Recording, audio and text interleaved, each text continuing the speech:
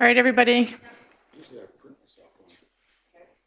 I'm going to call us to order at 9:02. If we could have Trustee Gimber, please give us the acknowledgement of land. Oki, welcome to our division office located on the traditional land and territory of the Niitsitapi, Piikani, Kainai, and Siksika, the Blackfoot people, within the Treaty 7 region of southern Alberta. Thank you, Trustee Gimber. If we could now please stand for O Canada.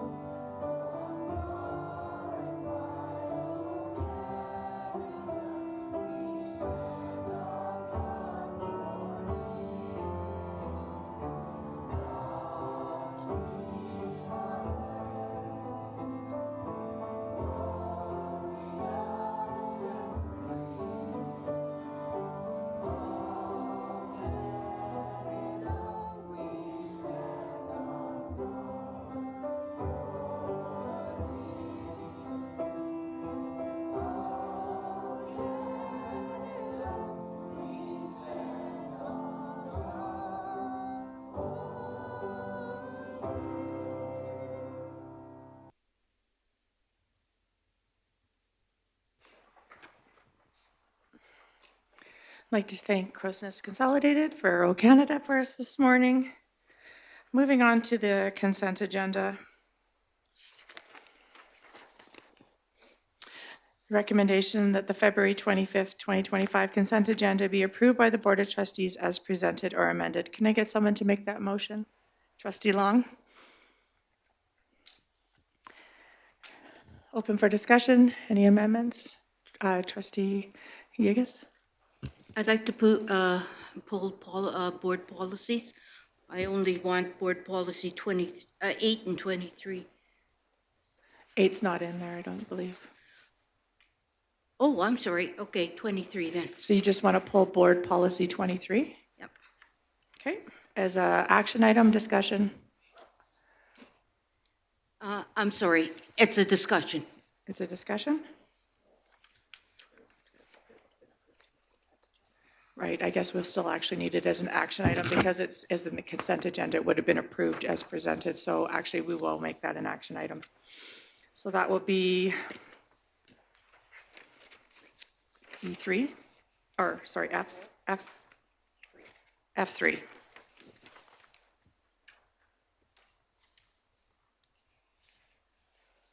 Anything else? All right, seeing none, it is a recommendation that the February 25th, 2025 consent agenda be approved by the Board of Trustees as amended. All in favor? Carried. Moving on to emergent changes to the agenda, recommendation that the February 25th, 2025 regular board meeting agenda be approved by the Board of Trustees as amended. Can I get someone to make that motion, please? Trustee Yegas? Open for discussion. Trustee Gimber? I don't know if this is when to bring this up. I think it is to change the order of 2 items that are in the agenda. Yep. And I'm looking to change. In F2, I'd like recommendation 2 to come prior to recommendation 1. Reasoning behind it is I think we all just kind of thought that's how they were going to be on the agenda, so it was a little bit of a surprise when it came out that the recommendation 2 was after recommendation 1. Okay. Do we need to vote on that? To change that much? Yeah, I think we need to just. Well, we're voting to approve the agenda, right? Yeah, we're voting to approve the agenda. So the recommendation would be to switch F2 and F1. No, it's all within F2, but to talk about recommendation 2 prior to Yeah, recommendation 1. so make F2 F1. No, Sorry. It's F2, recommendation 1, and recommendation 2 would be reversed. Oh, I'm sorry. No, that's okay. I thought you were talking about the F1 notice of motion, sorry.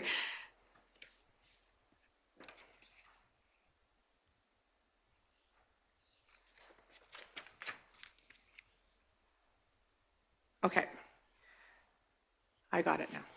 So switching the recommendations, yes, okay.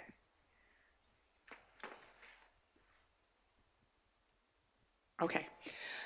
Any other conversation? Okay, seeing none, it is the recommendation that the February 25th, 2025 regular board meeting agenda be approved by the Board of Trustees as amended. All in favor? Carried. Thank you. Any declaration of conflict of interest? That the Board of Trustees declare if they have any conflicts of interest relating to the agenda items from the February 25th, 2025 board meeting, and if so, should declare them. Seeing none? Moving on to discussion items, projected enrollment for the 2025-2026. Mr. Jeff Perry, Associate Superintendent Business Services, will review the projected enrollment numbers, the process for gathering the projections, and any relevant trends for the 2025-2026 school year. So I'll turn that over to you, Mr. Perry.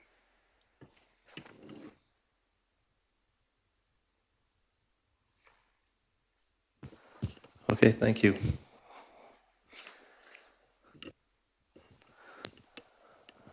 Okay, so before you, you see the document that was included. Am I going to break in and out of this? Okay. All right, you see the document that was included in your agenda package, which is a document that provides the projections for the 2025-26 school year. That is in the green column, and the prior year actual, which is in the yellow column, and then the gray column is the difference. And so it goes through, as it typically does in historical reports that I've brought to you, what the projections are for the next year, what we currently have in this year, and the difference. And so I'll just go through and speak a little bit to that. Overall, we look at this document in an FTE, so full-time equivalent, and then at the bottom I break it into headcount, just so you can see the difference. Full-time equivalent, kindergarten students, so ECS students, are considered 0.5 of an FTE, and home education students are considered 0.25. So as we go through, that's how it works into the total calculation and why there would be a 0.33 in the end. So when we look overall, the total FTE anticipated for the 25-26 school year is 3,588.33 FTE students. That compares to 3,594.06 FTE in the current year. So the projections are about just under 6 FTE students lower than what we are in the current year, which for that many students is pretty close to balancing to the prior year. There are some ups and downs depending on the location. We'll go through those. And for the most part, when we see a decrease, at least in this year, because the enrollment projections are so far in advance of the following year, a lot of it is looking at what students are coming in from the other school and what students are leaving our school. And then they take into account any other additional context that they have. In this year, for the most part, it takes into account the students coming in and going out. So if we look at Nanton, which is at the top of the document, so it's broken up between A.B. Daly and J.T. Foster, we see that A.B. Daly is projecting around the same amount as the prior year. However, J.T. Foster is projecting to be down 14 students. The rationale for that is that there's 27 students coming from A&B daily, and there's 42 students leaving in grade 12. And so for the most part, that's 15 students. The net result of the context and things of that nature is a decrease in 14. Stavely is in a similar situation. There's 9 coming in from ECS into grade 1, and there's 16 that are going out at the other end, going to the other schools. They also project to have 6 ECS students versus 9, which is down another 1.5 FTE. So overall, that's an 8.5 FTE decrease. Claresholm is pretty consistent with the prior year. They've added a couple more based on students that have moved in during the year that they expect to be there in the following year. Granham is the same. Fort McLeod, you can see that FP Walsh has increased a bit and WA Day has gone down. Again, it's the ins and outs. So a large class is leaving WA Day, around 61 students. And there's only 40 coming in from ECS into the grade 1. So that makes up the majority of the decrease of 20 students. And FP Walsh is getting that large class. Not so large class is leaving, so they're up 10 from the prior year. Venture Creek is pretty consistent with the prior year. Livingstone is the exact same, 15 going out, 11 coming in. Crow's Nest Pass is almost balanced to the prior year. You can see Horace Allen has an additional 7. Isabel is down 7 because they have more going out than are coming in. Outreach is consistent. Colonies, we actually have more students that we anticipate coming to the division, around 14. And international students were fairly consistent for a net total of schools, outreaches, down by about 10 students or just under 10 students. When we look at home education, we're pretty close to what we anticipate from the previous year as well. And our virtual school is also consistent. You can see that we'll have less students in grades 8 and 9, which is likely not providing as much programming for virtual in the grades 8 and 9s, and those students moving to the grade 10 and 12. So there's a net of 3.71 students there, and again, the overall net is about 6 students down from the prior year. When we look at the head count, our head count from year to year is increasing 3. So although we're going down in our FTE, we're actually going up a few students in the overall number of students, and more so because we have more ECS this year than we did in the prior year, which means we have more students. And you can see the breakdown there. So ECS, we have more students, 12. Grades 1 to 12 were down, virtual were up, and home education were up for a net of 3 additional students that are attending LRSD. These are projections. They're a long ways in advance of what September 1st is, and so lots of things can happen during that time frame. There's context around that, but at this point in time, these are the projections that we submitted to Alberta Education, which will affect the funding that we will receive. For the most part, it'll stay status quo, but it'll take into consideration, the WMA over the 3 years and so forth. But our enrollment is pretty similar to what it was in the prior year. So I'll just leave it at that, and if there's any questions, I can answer those. Thank you, Mr. Perry. Any questions? Okay. Thank you. All right, we'll move on to E2, our 4-day school week implementation 2025 versus 2026. In response to the January 28, 2025 board motion, the Board of Trustees approved that the superintendent prepare a recommendation to the board at the February meeting discussing the feasibility of implementing a 4-day school week starting in September 2025 versus September 2026. Daryl Seguin, superintendent, will present information on the feasibility of the 2025 versus 2026 4-day school week implementation. Mr. Seguin. All right, thank you. So Nikki, I'll just pull up the presentation. We could move right forward to the next slide, Nikki, when you get a chance.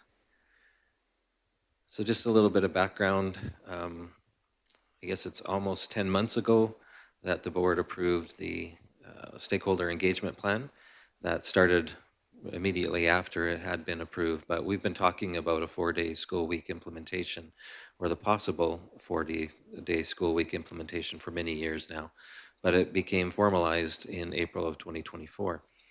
At that time, the Board of Trustees decided that if they would implement a 4-day school week, it would be based on these things: in the best interest of student success, budget efficiencies, and staff retention and recruitment. And then the recommendation today, as was noted in the lead-in, came about because of a January 2025 board motion that the superintendent prepare a recommendation to the board at this meeting here, talking about the feasibility of implementing a 4-day school week in September of 2025 versus September of 2026. Next slide, Nikki. So basically the question is, if approved by the board, when is it best to implement a 4-day school week? And there are many things to consider. The short of it is around timelines, right? That's what it comes down to. So you have the full report in front of you. You've had a chance to go through that in great detail over the last number of weeks. But basically, some things to consider if a 4-day school week was implemented this fall, would be that the projected increase or cost savings would be realized quicker. So that would allow for perhaps enhancing current programming and student support. We'd be more likely to keep class sizes lower as they are now and have less combined classes. There would be immediate cost savings in the areas highlighted in the report, and we'd be in a better overall financial position to achieve a more balanced budget. For a number of years now, we've been using reserves, but as you know, we can't continue to move along that path, and so something does need to change. There would be, if implemented this fall, we haven't begun the bulk of the hiring yet, and so there would be time to change our ads so that it highlighted and we promoted that we have a 4-day school week in Livingstone Range. And according to the research, that would help us to be able to increase the number of applicants for open positions.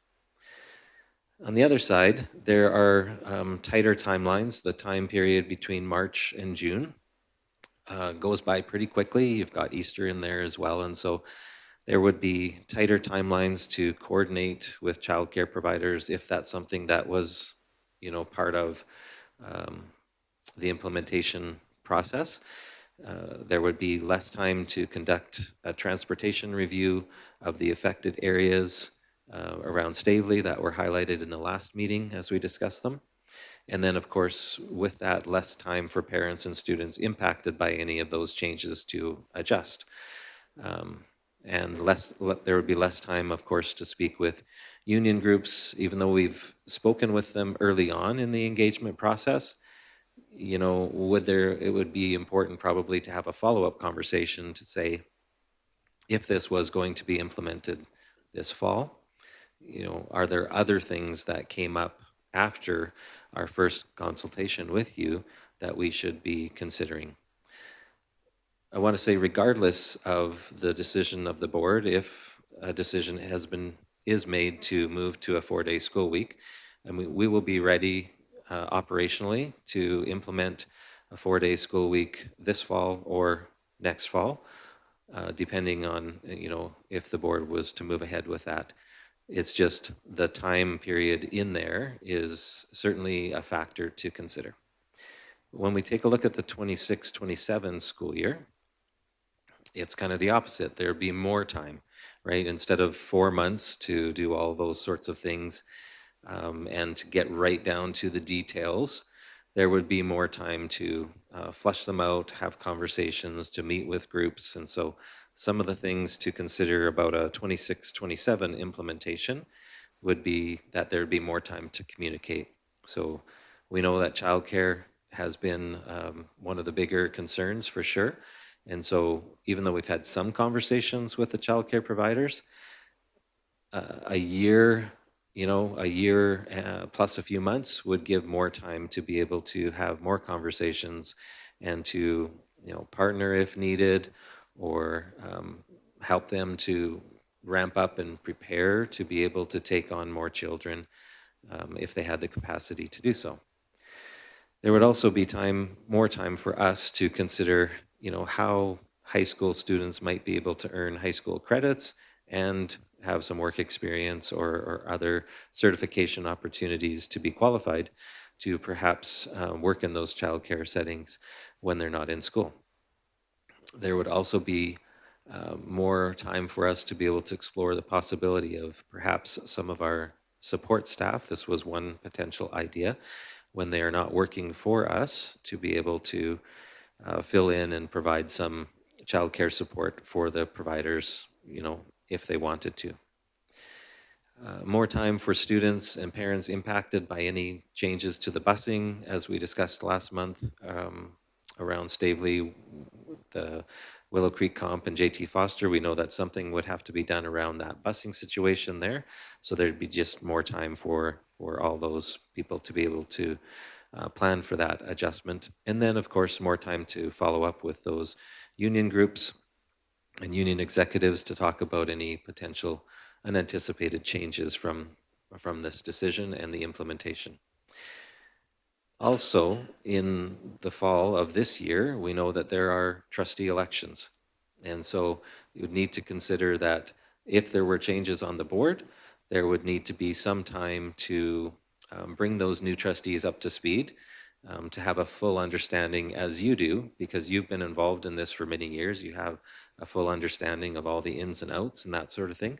A new trustee coming in probably wouldn't have that same understanding. And so, some time would be needed to be able to bring them kind of up to speed and understand the rationale in a little more depth than even what we've been able to perhaps share, in a public kind of setting like this. But it would be another year of positions that we have advertised that might go unfilled because nothing has changed, right? And we have trouble right now filling some positions as it is.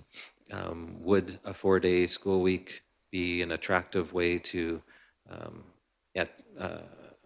attractive to new employees, right? And so the research says that it is, but having another year would kind of just carry on like it is now, where we would be having a lack of positions filled, and so kids would have less support, much like they do right now, or not as much as what we budgeted for and we planned for. We just can't fill those positions currently. There would be the delayed realization of budget efficiencies. So, if nothing changes from the provincial perspective in terms of allocations out to school divisions in this budget, then we're probably looking at more, increased class sizes, increased virtual school courses, increased number of combined classes, and increased instructional time for teachers. That will still need to happen for us to be able to balance the budget. And then there'd be, of course, as I mentioned before, the delayed realization of those budget efficiencies that may result in student programming or student support cuts. So there's lots to consider. As I mentioned, though, I just wanted to reiterate that if the board moved ahead with a 4-day school week, whether it's this fall or next fall, that we would be operationally ready. We've thought this through, and we feel like it could be possible under both scenarios. The difference, of course, is the time.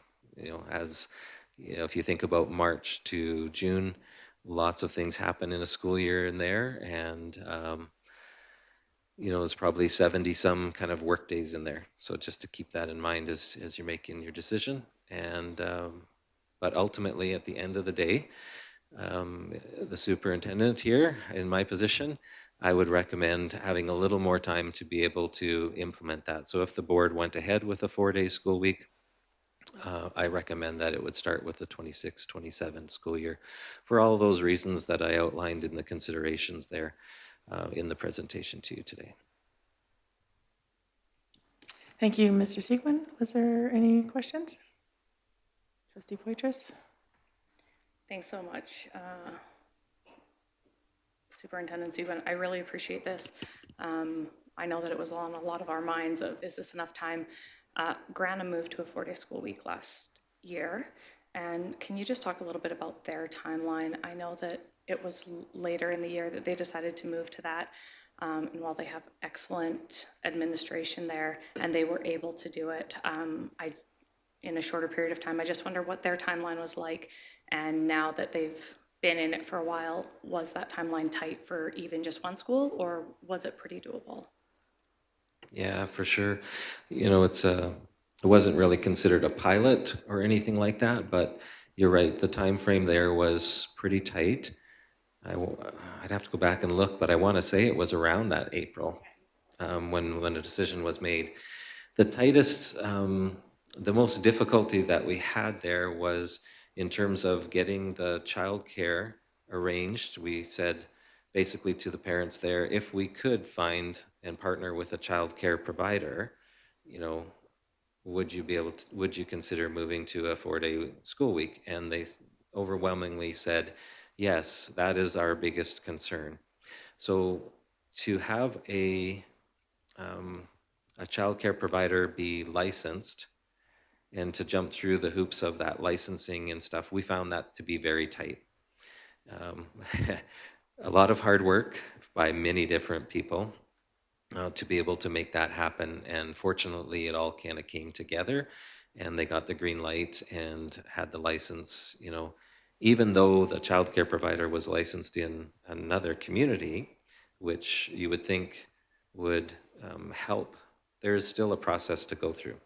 And so again, we've talked about this, and while we're not responsible in K-12 education for childcare, we know that that's a big concern. And so in that particular case, we were willing to, and we had the space in the school to be able to partner.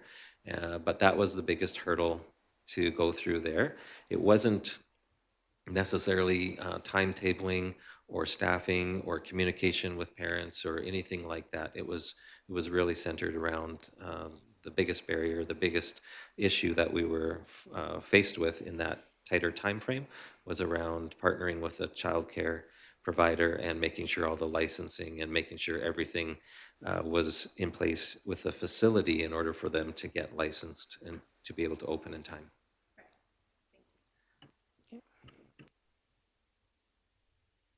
Any other questions? Comments?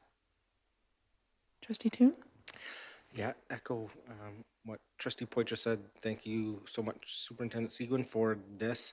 I think there was a lot to bring forward this type of information with the timeline that we were on, but I think that this greatly enhances our ability to make a decision because I feel that this information wasn't in the report because we didn't ask for it to be in the report. So I think I really kudos to you and the staff for being able to bring this forward to us today. Thanks. Thank you. All right, we'll move on to our action items. F1, notice of motion. In response to the notice of motion at the January 28, 2025 board meeting, recommendation that Livingstone Range conducts a comprehensive transportation review prior to implementing any changes to bus routes, attendance areas, or transportation services resulting from the adoption of a 4-day school week or any other significant operational changes. Trustee Toon will discuss the comprehensive transportation review request. It is the recommendation that the Board of Trustees approve that the Livingstone Range conduct a comprehensive transportation review prior to implementing any changes to bus routes, attendance areas, or transportation services resulting from the adoption of a 4-day school week or any other significant operational changes. Trustee Toon's making that motion. Would you like to speak to it? Yes, thank you, Madam Chair. Appreciate the process that has gone on with, as was outlined by your superintendent, about the fulsome timeline that has taken place with the report. One of the things that was, I know, a shock to a lot of community members when they saw the report was the addition of changes to, potential changes to bus routes and attendance areas. And we know from attending school councils and having community members reach out, trustees in the area have, I feel, have heard loud and clear that they felt that they didn't have an opportunity to have a voice in those, and their understanding is that the decision has made. So if we approved a 4-day week, that it would, in essence, implement that into place. And I don't feel like that was the intent with administration bringing that forward, and that changes to attendance areas would have to come to a board for approval, but I don't think that the public knows this. And so I feel that having this motion helps reiterate to the public that we'll have an opportunity to engage with them on these critical issues, because I think it has a huge implication for not just families and students in those areas, but the communities as a whole. I've heard from lots of community members in the area that they have concerns that they won't have a chance to have those discussions on this. So I think that this is a great chance for us to engage with our public if there are any needed changes and what that would look like and how that would impact those communities in those areas before the changes would come into effect. Thank you, Trustee Toon. It is now open for questions or comments. Trustee Poitras? I'd like to make an amendment to the motion. So Nikki, it's going to be the same except for the very last line. I would amend it to read, or transportation services resulting from the adoption of the 4-day school week or before the end of the 2025-2026 school year. The reason I would ask for trustees to consider this amendment is the last time a transportation review was done, to the best of my understanding, was at least 17 years ago. Since then, we have moved from contracting our services to owning and servicing our own buses. A lot has changed in how we provide busing. Distances have been changed to, we are now transporting kids that are, closer to the school. That's going to change again next year. The government standard is, but in our division it may not. That's to be determined. But a lot has changed in those 17 years. And as we sit here today discussing upcoming a 4-day school week, and we are constantly discussing fiscal responsibility and how we can do what's best for every student every day, transportation is a huge cost and always has been. But in doing our due diligence and being fiscally responsible, I think it is time that with all the changes that have happened, that we sit down and do a full and proper review of the transportation needs, the transportation that we're providing, how we're providing it, and how we can make that as fiscally responsible as possible, as well as making sure that we are transporting our kids to and from school in the safest and quickest way that we possibly can. And that is why I would ask the board to consider that we amend it to make sure that, within the next year and a half, a full transportation review would be done. Thank you. Thank you. We now have an amendment on the floor, so we'll only be speaking to the amendment. Trustee Toon? Yeah, just he wanted to. point of order, just clarification on the amendment. Is it striking out anything in the motion? Sorry, so it would read of a 4-day school week or before the end. So you would be striking out any other significant operational changes. So, yeah, so thank you, Trustee Toon. Just that last sentence there would be enough. Trustee Yeagas?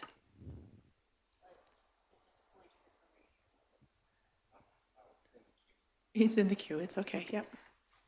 It was, okay. Yep. I actually, before the amendment came, my question was whether, if we were going to have it if we didn't approve the 4-day school week. But with the amendment right now, that means that basically this is going to be done before the end of the, the 25, 26. And I agree that transportation review is necessary. This happened before I became a trustee, so it was in effect, I think, already a year or so. And I think it's important that we look at all of the transportation routes and get public opinion on this. So, yeah, I agree with the amendment. Thank you, Trustee Yeagas. Trustee Toon? Sorry, I did not see Trustee Long's hand up. So Trustee Long. I'd like to make an amendment to the amendment. I prefer it to say, or transportation service, or any changes to bus routes, attendance areas, or transportation services resulting from the adoption of a 4-day school week, comma, any other significant operational changes, and completed by the end of the 25-26 school year. Trustee Poitras, did you have something to, point of information?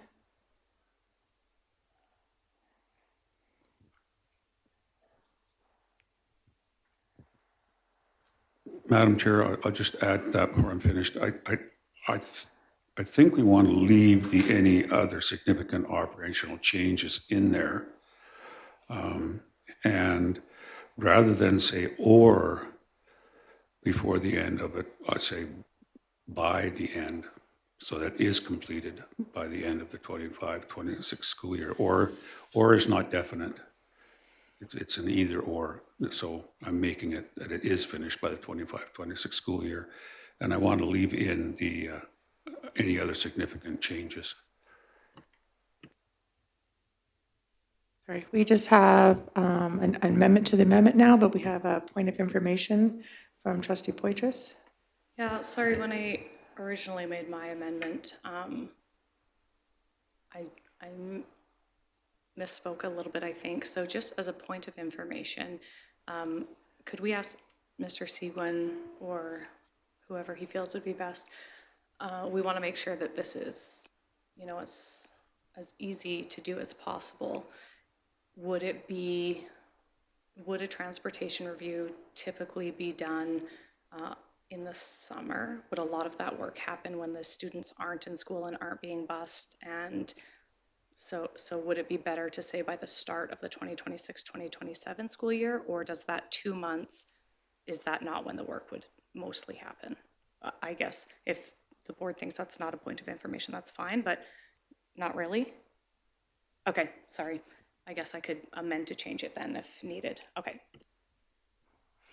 Okay, so we have Trustee Toon in the queue just now. Okay, so then you have your hand back up. Okay, so we are just speaking to the amendment, which is to amend the bottom sentence to take out, remove or comma, any other significant operational changes completed by the end of the 2025-2026 school year. We're only speaking to the amendment to the amendment. So Trustee Toon. Thank you, Madam Chair. I appreciate Trustees Long bringing that forward. I think it is key to have significant operational changes is still included in there. My only hesitation on the amendment to the amendment is that's a pretty tight timeline.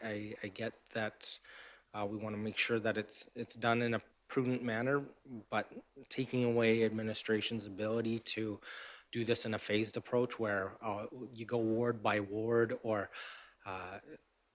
I could see it stretching over the school year and ensuring that we have ample time for community engagement, because it typically is town halls and surveys and lots of draft proposals, as well as possible 4-day week and dealing with staffing changes as always happen in the new school year. I think that that's a lot to put on administration, as well as orientating a new board coming in and all that goes, the meetings, additional meetings that administration has with a new board. So I think that if it gets started in that year, I think that's sufficient enough. So I'm hesitant to put an end date on it, that it has to be completed in that same school year.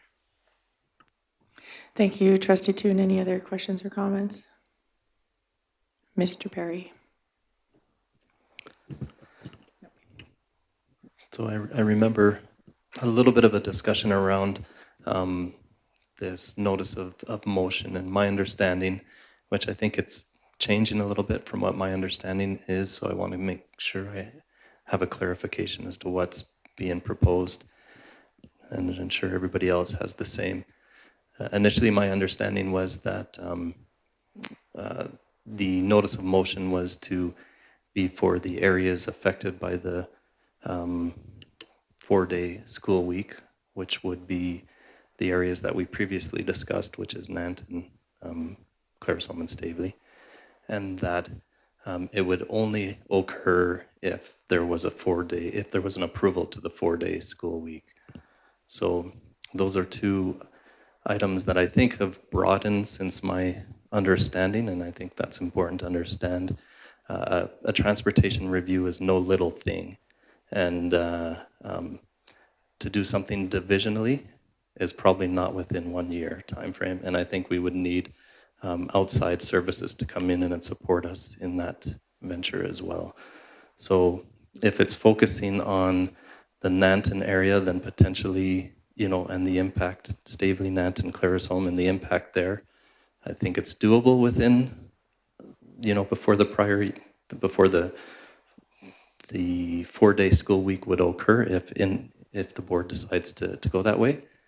But a divisional, I don't think you could do everything that you need to do within a year's time frame. I'm sure the previous one took much longer than that. So just my thoughts. Thank you, Mr. Perry. Any other questions or comments? Okay, I just have a comment. That was my biggest concern, was along with what Trustee Toon said, that this does not allow for enough time to actually do enough of a transportation review. And in the recommendation, it is from the adoption of a 4-day school week. And so I guess I'm seeking a little bit of clarity too, because it doesn't say that we're going to do all of Livingston Range for the area in this recommendation or in the amendments, the amendment to the amendment. And so along with what Mr. Perry just said, I guess I'm looking at, are we as a board wanting a fulsome transportation review, or is that exactly what we were thinking, of just the affected areas if the 4-day school week was adopted? Yeah, speaking to the amendment. That's what, yeah. I don't know if anyone can clarify or anything for me. Trustee Charchin? Thank you, Mr. Perry, for bringing that up, because I was a bit confused myself. I was my understanding was we were looking at it in terms of the 4-day week and the affected areas. I can't provide any light on that other than that was my understanding. Trustee Yegas and then Trustee Gimber. Actually, when I spoke, I was about when I agreed with the 25-26 school year. I was thinking that this is going to be a change, that our transportation review would be something that would happen for the whole division. That was my impression, and maybe I'm wrong. But I was wondering if it just went on if we had passed the 4-day school week, and if we would have it if we didn't. And so I guess that is my question. We have Trustee Gimber. Thank you. Okay, speaking to the amendment, I think that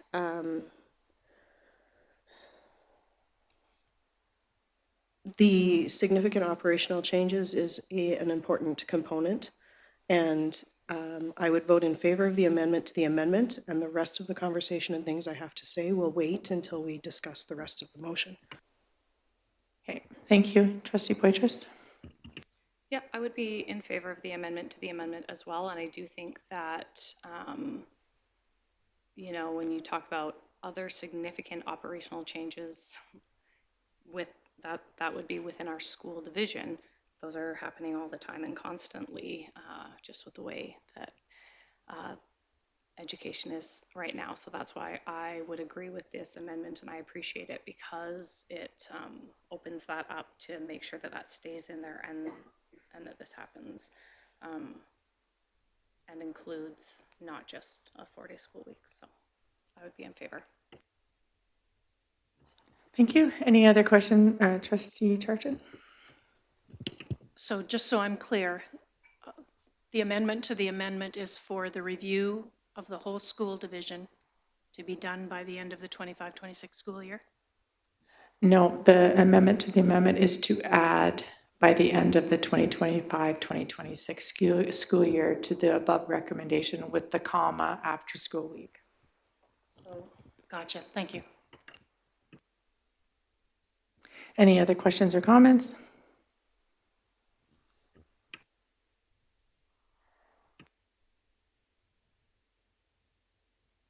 Trustee Long, would you like to close? No? Okay.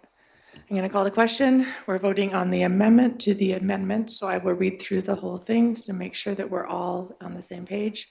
That the Board of Trustees approve that the Livingstone Range conduct a comprehensive transportation review prior to implementing any changes to bus routes, attendance areas, or transportation services resulting from the adoption of a 4-day school week, comma, or any other significant operational changes completed by the end of the 2025-2026 school year.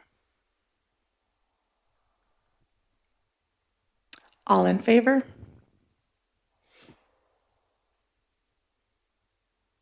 Carried.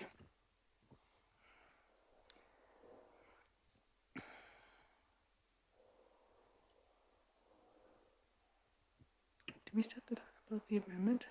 It's just totally adopted now. Okay. All right, so now we have an amended motion on the floor. Trustee Toon? Yeah, I would propose an amendment to remove completed by the end of. To just say by the 2025-2026 school year. It includes the previously amended. To remove completed. Yeah. Thank you. Okay, we have an amendment on the floor that the Board of Trustees approve that the Livingstone Range conduct a comprehensive transportation review prior to implementing any changes to bus routes, attendance areas, or transportation services resulting from the adoption of a 4-day school week or any other significant operational changes by the end of the 2025-2026 school year. So we'll be speaking to the amendment. Trustee Gimber, Trustee Toon, sorry. Yeah, Sorry, point of order. Trustee Toon, are you going to speak I'll to speak why? Yeah, I'll speak to why. Okay. I think this helps address the concerns from administration on timelines. I still think that that's a real challenge and don't want to put administration in untenable situation where it can't be achieved. So if we want to set up the division for success, I think this ensures that the initial intent of the board to the public that changes to transportation won't be made based on 4-day school week approval or otherwise. And then also, I think it helps with what the concerned trustees were raised that no transportation review has happened in 17 years. So it gets the ball rolling on the transportation review discussion, but allows for achievable timeline for it to occur. Yes? I'm sorry, point of information. I'm confused with this, with the way it's written up there. When the amendment says any it should, any other significant operational changes by the end of the, is that the way it's going to be reading? Yeah, you're taking out the word completed and by the end of the 2025-2026 school year. Okay, thank you. Trustee Kimber? Thank you. Okay, I'm looking for clarity on what conduct a comprehensive transportation review means in this. When it comes, oh, hold on, we're talking about the amendment right now. So removing the word completed. Correct. Okay, so I want a point of information then.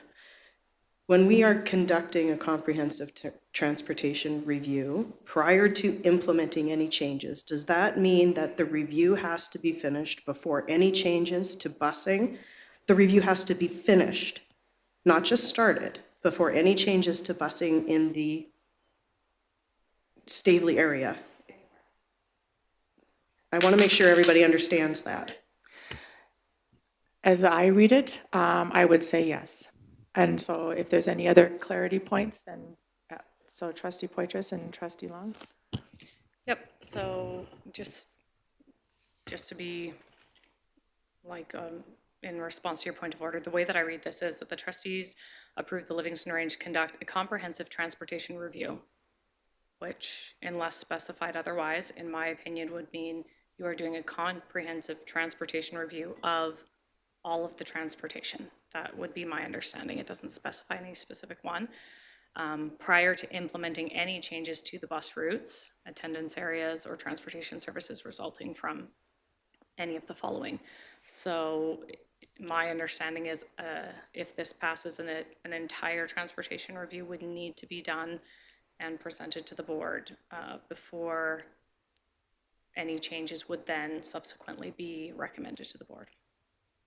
That's how I understand it. Trustee Long? And I understand it quite differently. It says that the Board of Trustees approved that the Livingstone Range conduct comprehensive transportation review. It does not say total division review. So I understand this to mean that prior to implementing a change, there is a comprehensive review done where you're going to make the change. It does not say that's a division-wide. Mm-hmm. So before you make a change, you need to do a comprehensive review of why and how you're making these changes. Mm. Thank you, Trustee Long. All right, so we have quite a difference of opinion on this one. So I guess we are seeking clarity from Trustee Toon. I don't think it's my place to say how the board interprets it, Madam Chair. I think it's great discussion to have how we interpret it, and if it needs additional wordsmithing, by all means, I would ask the board members to suggest any changes to help get it to where you feel the intent is what the board has had both in this discussion and previous ones. Correct. And so I think we need to finish off the amendment right now. So we are speaking to the amendment on removing the word completed. And so is there any other questions or comments around that amendment? Trustee Poitras? Yeah, I would just make an amendment to the amendment to try and get us there quicker.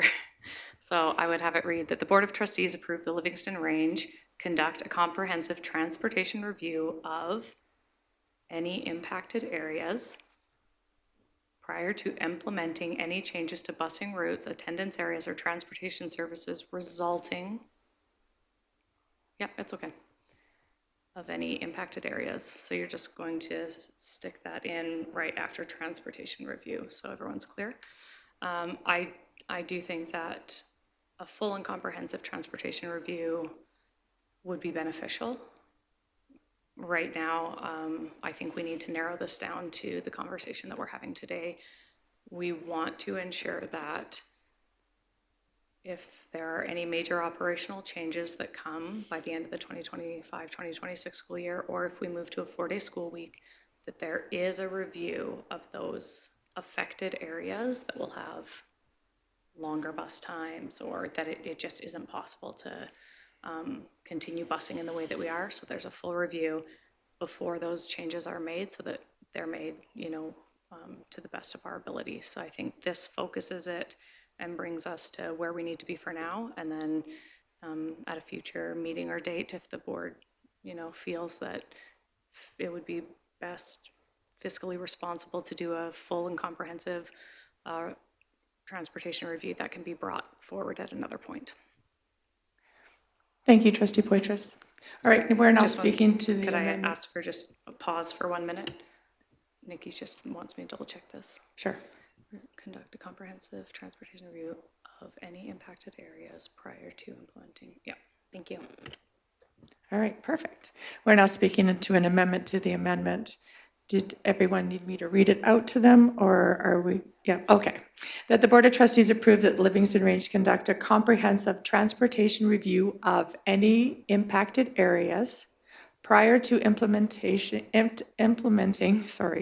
any changes to bus routes, attendance areas, or transportation services resulting from the adoption of a 4-day school week or any other significant operational changes by the end. Oh, you skipped, okay, by the end of the 2025-2026 school year. So that's what we're speaking to right now. Any questions or comments?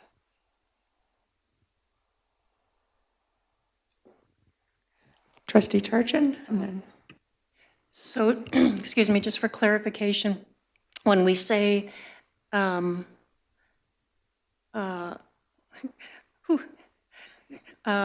last sentence, by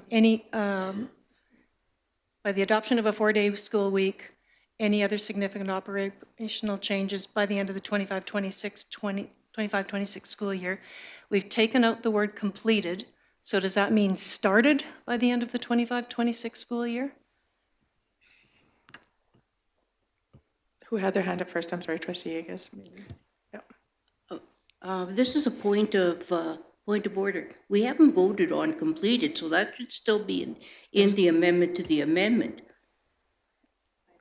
Because that hasn't been voted on. So we're amending an amendment. Yep. Yeah, it was further amending the motion.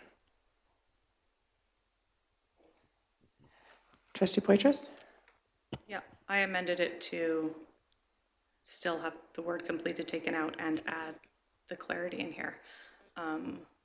But the way that I read it now is that is actually not talking about the review process. It's saying the adoption of a 4-day school week or any other significant operational changes by the end of 25-26. So it's saying if there's any other major operational changes that happen before the end of the 25-26 school year, that would also require an operation or review. So it's actually putting an end on this. So if in 2027-2028 school year, a major operational change happened, we wouldn't have to do a transportation review based on it. But if we left it without the end of 2025, that would mean we have a standing motion that says if any operational changes happen and an area is affected, there has to be this before any changes can happen. So that's how I read it, and I'm sure that it's not how everyone is reading it, because we are 7 different people, so. Thank you, Trustee Poitras. We have Trustee Toon.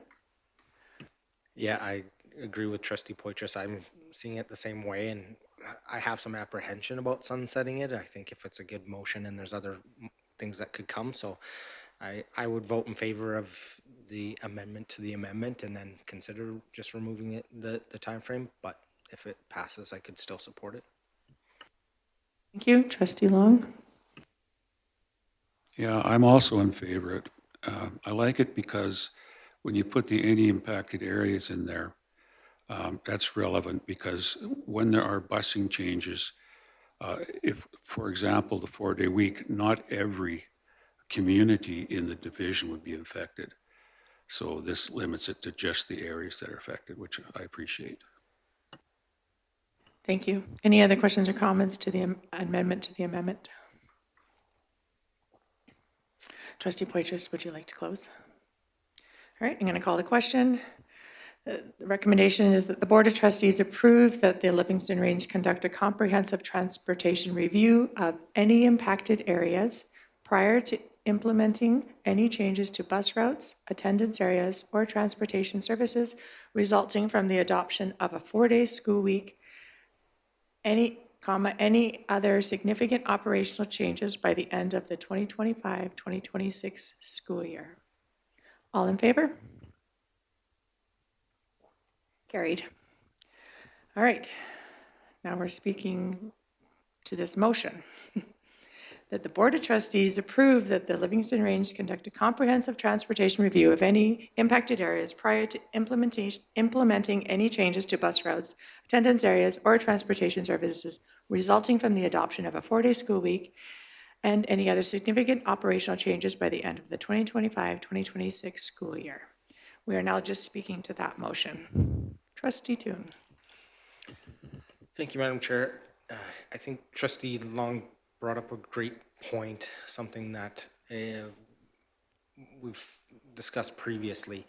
If a 4-day school week was approved for this September, let's say, and there were no changes, that it could go forward with 0 changes to the busing. It wouldn't have to happen in this summer. It wouldn't be on an expedited timeframe. If it happens in next fall and there's no changes to busing that are proposed in implementing it, my understanding is you could initiate a 4-day week anywhere, and if there's no changes, there's no review that needs to happen.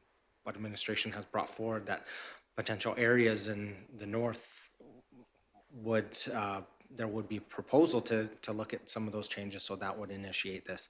So I'm just seeking clarity that if this is the board's understanding that there wouldn't need to be any review if there were no changes from implementing this, or are you reading it that an automatic review would be unless administration proposes making changes to the attendance areas or transportation review? All right. Trustee Long? Yes, Trustee Toon, that's how I see it. You might have areas that have very minor changes, and a review wouldn't be, extensive. So, yeah, I read it just like you're explaining it. Any other questions or comments?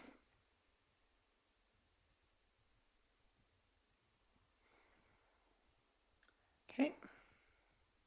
Would the mover of the motion like to close? Thank you. I think that was some great discussion from all trustees participating on it. I think this helps us clarify to the public what the process would look like and the time frame of it would be if there were to be any changes, and would ask for your support in the motion. Thank you. I'm going to call the question. All in favor? Carried. Thank you. All right, we will now take a 10-minute break so that we can all get ready for our next conversation. And so if everyone would just like to just get up and stretch their legs, and we'll be back in 10 minutes.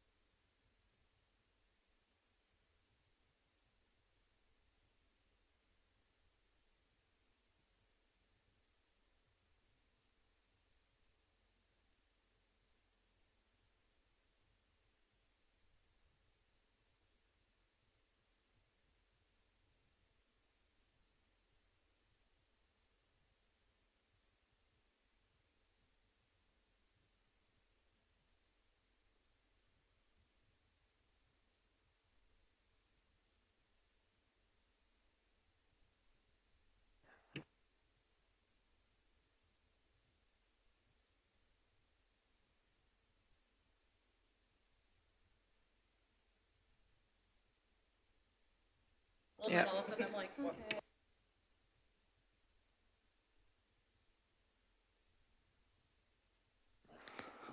Test, test, yeah. Okay. All right, everyone, and call us back to order. Madam Chair, point of order, please. Can I just ask that the trustees go in camera for a moment, please, before we continue? Sure. Motion to go in camera at 10:16 by trustee Gimber. Yep. All in favor? Sorry, trustee Gimber, just trustees?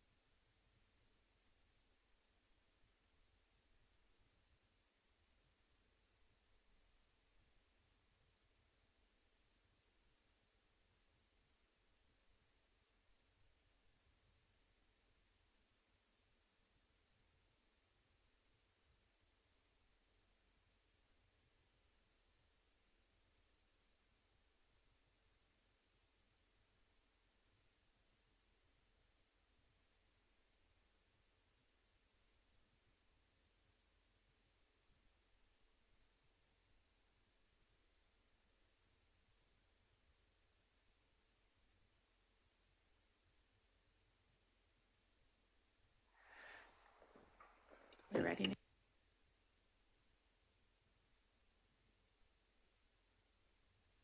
All right, I'm going to call us back to order at 10:35. We're moving on to the 4-day school week. As chair, I'm going to be removing myself as chair, the chair position, and I'm going to be turning it over to Mr. Perry to chair this part of the meeting. Okay. So we are on F2, 4-day school week. I will read through the paragraph before the recommendations. So it says, after much consideration, the Board of Trustees have reviewed all information regarding the implementation of a 4-day school week, and in response to the January 28, 2025 board motion, that the Board of Trustees vote at the February board meeting on approval of moving forward with a 4-day week in 2 separate motions, one for colony schools and another for all other schools. And so from a previous motion at the agenda, we have recommendation 2 coming before recommendation 1. But I just thought, just in advance of moving towards the recommendation, that we would have Carly Bond come in and speak to the board, just with, and those that may be watching the video, just about the process that we've gone through to date in advance of those motions. So, Carly.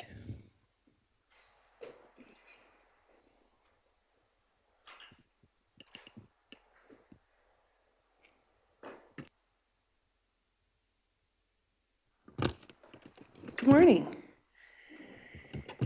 Here we are. Okay, so I'm going to give us a just quick rundown for ourselves and anyone watching that in March of 2024, the trustees developed an engagement plan and engagement objective statements for consulting and getting feedback from our stakeholders about a potential 4-day school week. Since April of 2024, all of this information has been available on our website at www.lrsd.ca/4-day-week, including our 6-month-long stakeholder engagement plan, which included, from May through November, engaging parents, staff, students, union executives, Indigenous partners, and pre-K parents, as well as community members. During the 6-month stakeholder engagement period, Division Office staff spent 64 hours of in-person conversations and engagement with stakeholders.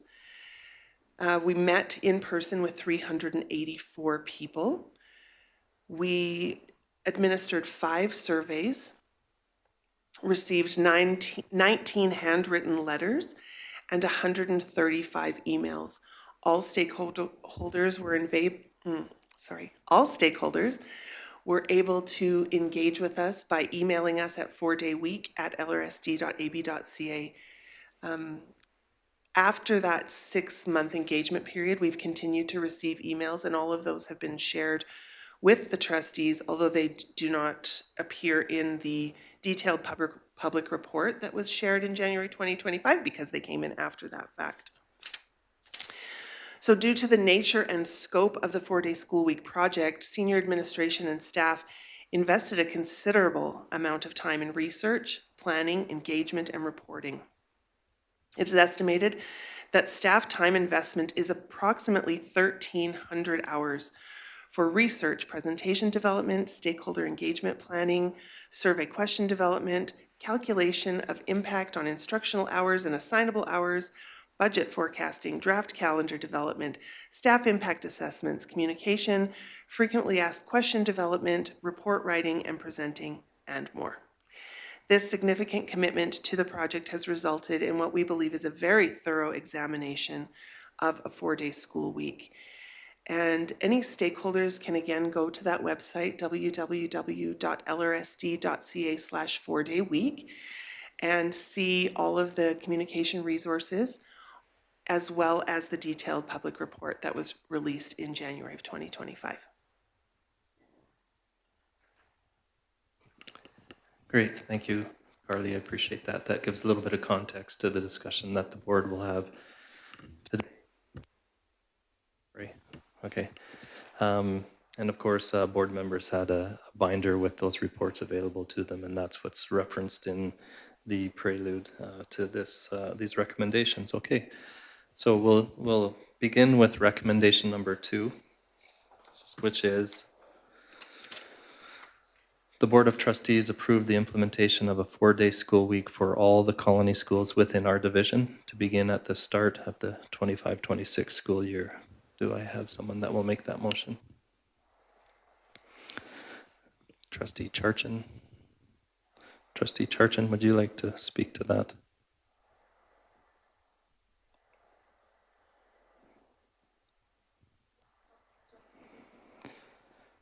Okay. I will open the floor to comments, questions.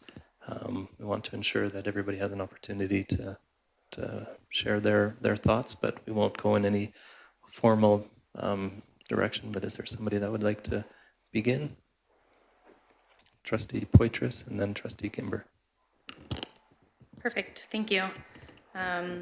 I appreciate this motion coming forward. It's a motion that I would vote against in our conversations with the educators, our German teachers, as well as leadership from the Hutterite colonies. We had the benefit of hearing a lot about their lifestyle, the structure of their days, and they are very organized in structure right down to the minutes.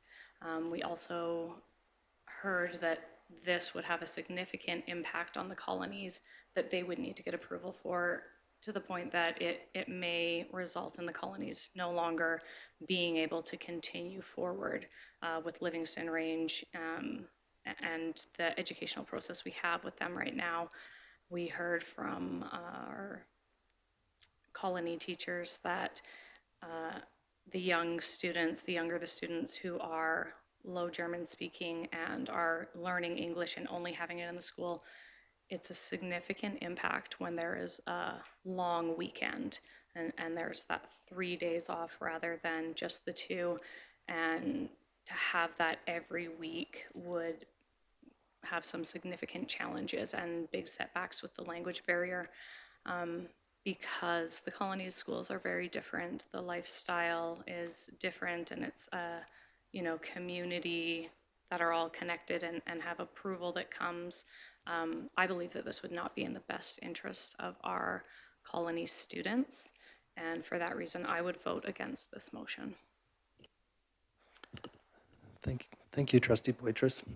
Trustee Gimber and then Trustee Yegas.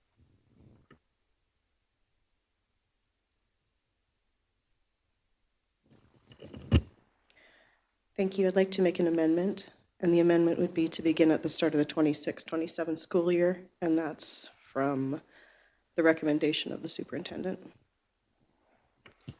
Okay, thank you. We have amendment on the floor to change the 25-26 to 26-27. And again, that's based on the recommendation that came from the superintendent. Do you want to speak to that anymore or just open up? Okay, so we're speaking to the amendment. Is there any comments, questions, discussion with regards to the amendment of changing the year? Trustee Hodges. I still would be not in favor of this motion, even with the amendment, for all the reasons that Trustee Poitras pointed out prior to. So Point of order. that's what I'm still opposed to the amendment. I'm still opposed to the amendment then. I'll leave it at that. Okay. Thank you. Any other comments, questions with regards to the amendment? If not, Trustee Kimber, do you want to close? Sure. I really appreciate the recommendation that came from the superintendent, and I think should follow what he has to say, his suggestion, and therefore I'm proposing the change to 26-27 school year. Okay, thank you, Trustee Gimber. We will now vote on the amendment. Excuse me. And the amendment is that the 2025-2026 would be altered to say 2026-2027. All those in favor? Opposed? That is carried. So we're back to the original motion with the amendment. And I'll open the floor again to that now. Okay. Oh, actually, we had Trustee Yeagas and then Trustee Long. Sorry. And then Trustee Hodges. Thank you. After having looked over all the information that was presented regarding the colonies and what they said, I had some real concerns with moving to a 4-day school week for them. And one of them is that we know that the teacher is teaching a lot of grades. And when you're compressing this, it's going to be difficult for them, even though if you expand the amount of time, it's going to be difficult for them to get all of this information within that. It'll be a long day for those, well, it already is a long day for those students, but I just think that it is going to be a longer day for the teachers in terms of what they are doing within the school. The other thing is that when looked through it, the colonies themselves, the parents, etc., were not really in favor of a 4-day school week. They want the 5-day school week. They want it to remain as it is now. So I really think that we have some, that we should be respecting their desire rather than moving it to a 4-day school week. Thank you. Thank you. Thank you, Trustee Yeagas. We have Trustee Long now and then Trustee Hodges. After reading all the research, after reading all the comments from parents and staff and students, I didn't see any positive in this for the Hutterite colonies at all. In fact, we could lose the colonies, which would be very detrimental to the school division. The structure of colonies is not set up to have children unsupervised on Fridays.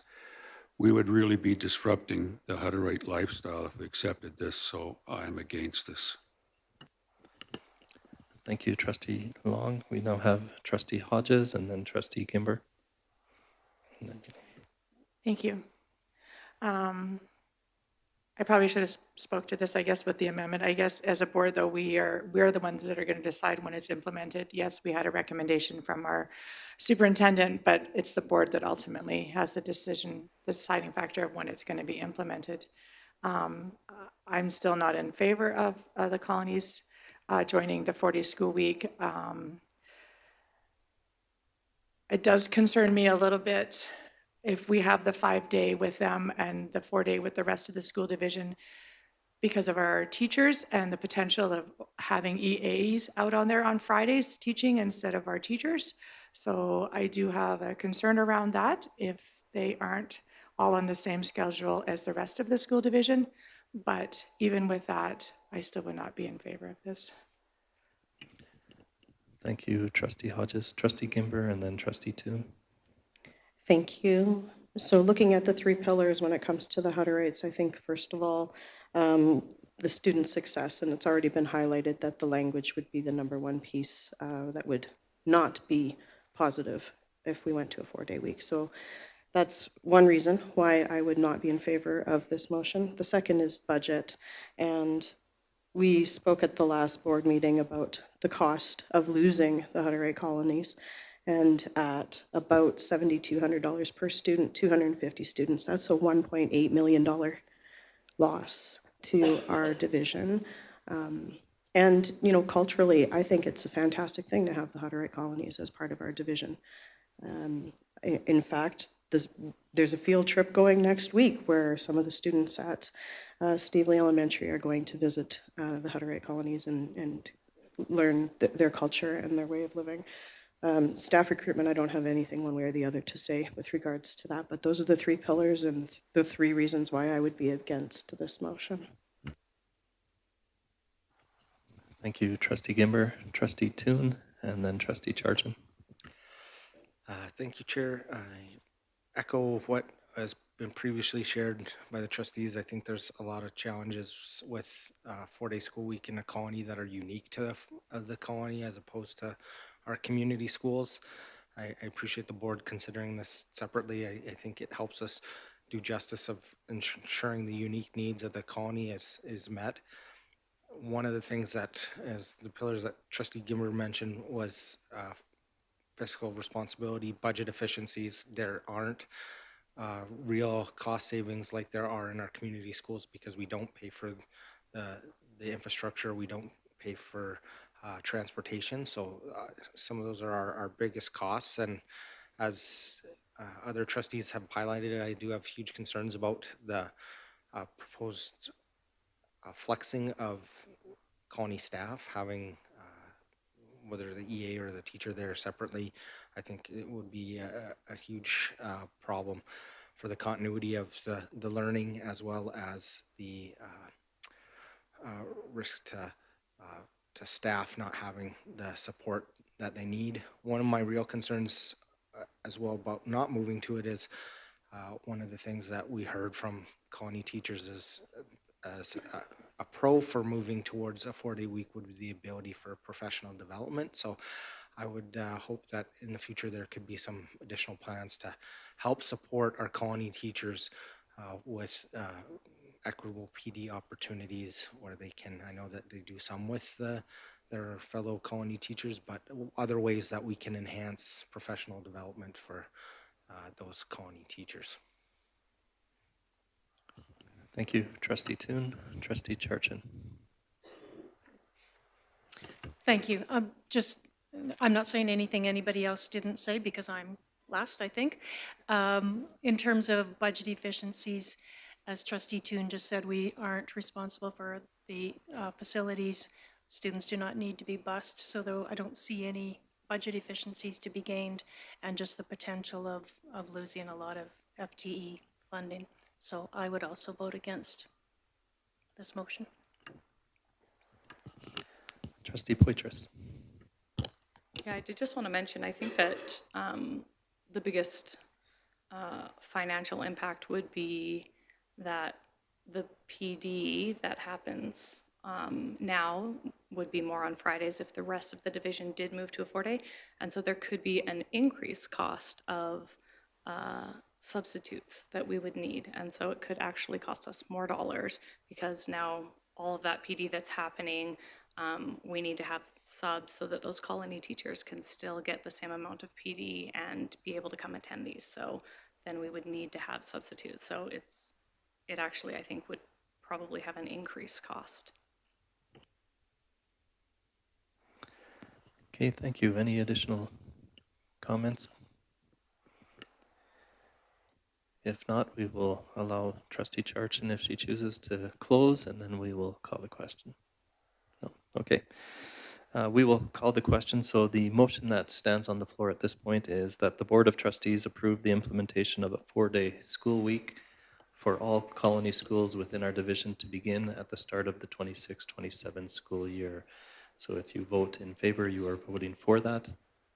Oh, yes, Trustee Yegas. I'd like the motion or to be recorded. Okay, noted. The vote will be recorded. Okay, so all those in favor of the motion can show by raise a hand. All those opposed? This motion is defeated. Okay, thank you. We'll move to recommendation 1, which is that the Board of Trustees approve the implementation of a 4-day school week for all schools within our division, except the colony schools, to begin at the start of the 25-26 school year. Can I get someone to make that motion? Trustee Poitras. Trustee Poitras, would you like to speak to that motion? Yeah, I won't get too much into it till we have our discussion, or I guess that's now, but I think that this originally arose kind of from a calendar conversation, and as we moved through COVID and our budgets have changed and stuff, there has been multiple reasons for us to move forward. So I think we've really done the best that we can with this process and engagement. And I'm excited to engage in the conversation today and hear what pieces everyone felt were most important from the report and come bring this full circle and come to a decision on it. Thank you, Trustee Poitras. We will open it up to other trustees for any comments that they might like to make or contributions to the discussion. Trustee Toon. I would propose an amendment to the motion that it reads the 2026-2027 school year. Okay, we have an amendment on the floor.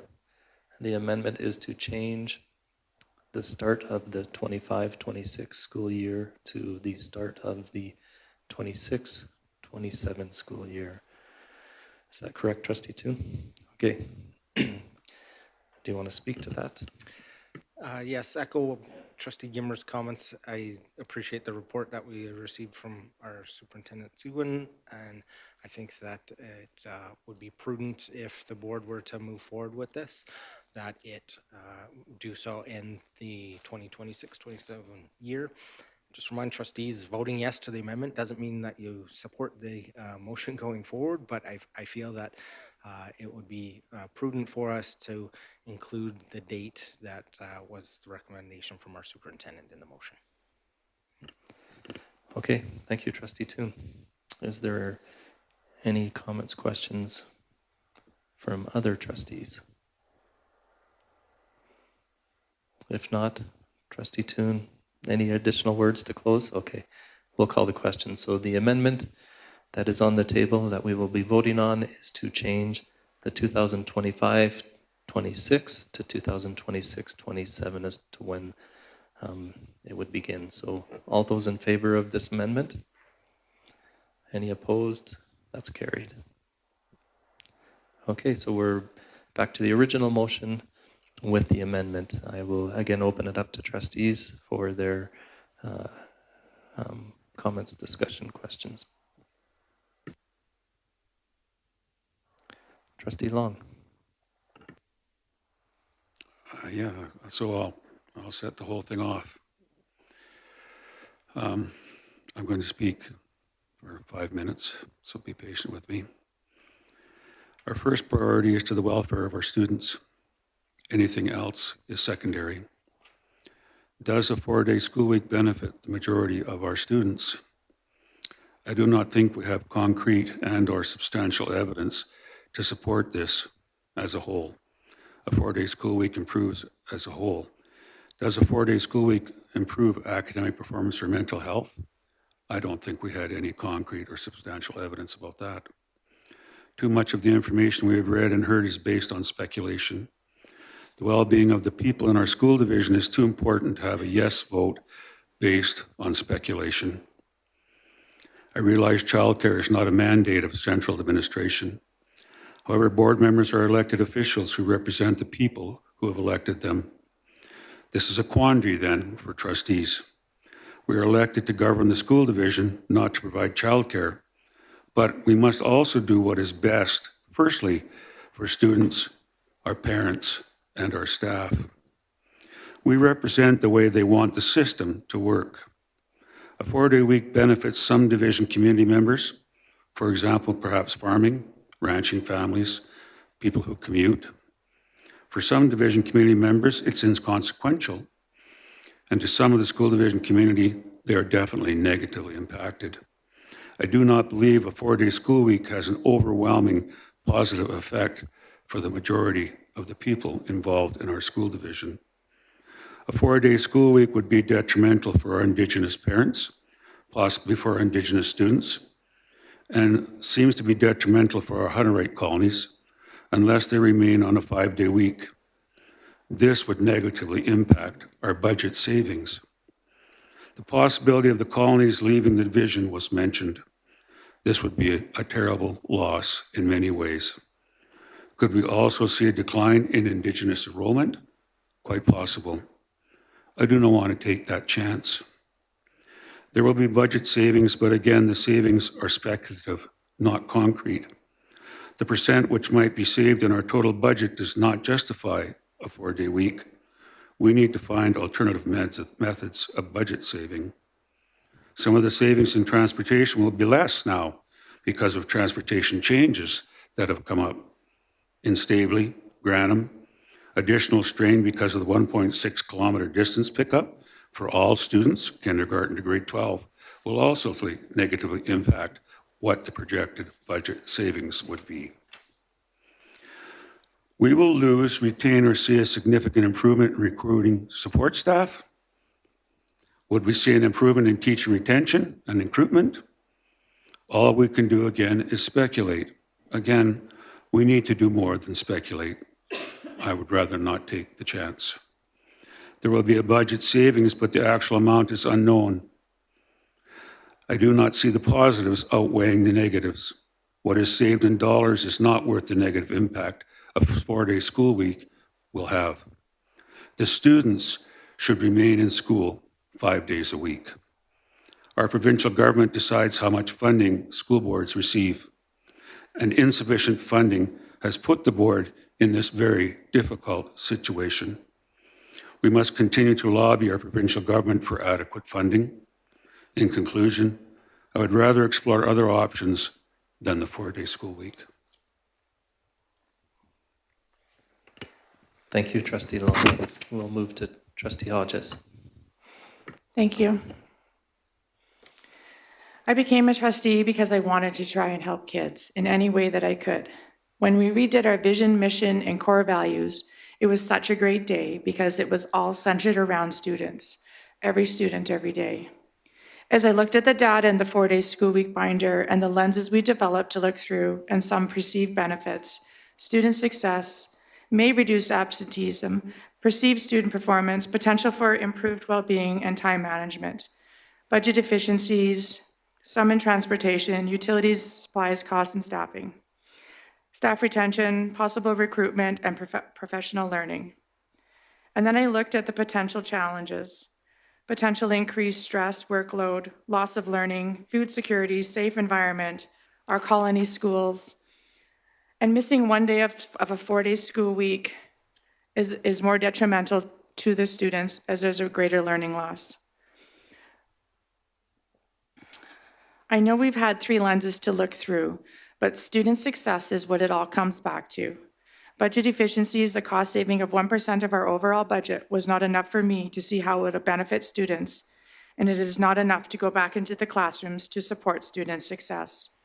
Staff make a huge impact on student success, and we need an environment for staff to have job security and well-being in order for that to happen. Student success also happens outside the schools with parents, and if parents are feeling pressures of no daycare for their children or reduction of work, how will that lead to student success? Having Fridays off could potentially lead to more family time, but I can only see this happening for a few families, as in most families, both parents have to work. I do not see data supporting the success of a 4-day school week for students transitioning to the workforce or to college or to universities, and could potentially set them up for failure. We have a lot of great things happening in this division, and I can see a lot of that in this report, and some areas where we need to look at closer and find budget efficiencies within Livingstone Range. We can and will continue to advocate to the government to provide funding to support all the lenses we look at.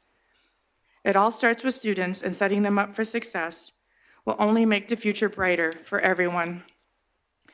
Underfunding education leads to greater social and economic costs down the road. We need to advocate for proper funding, so I challenge everyone to advocate to the government to put education first.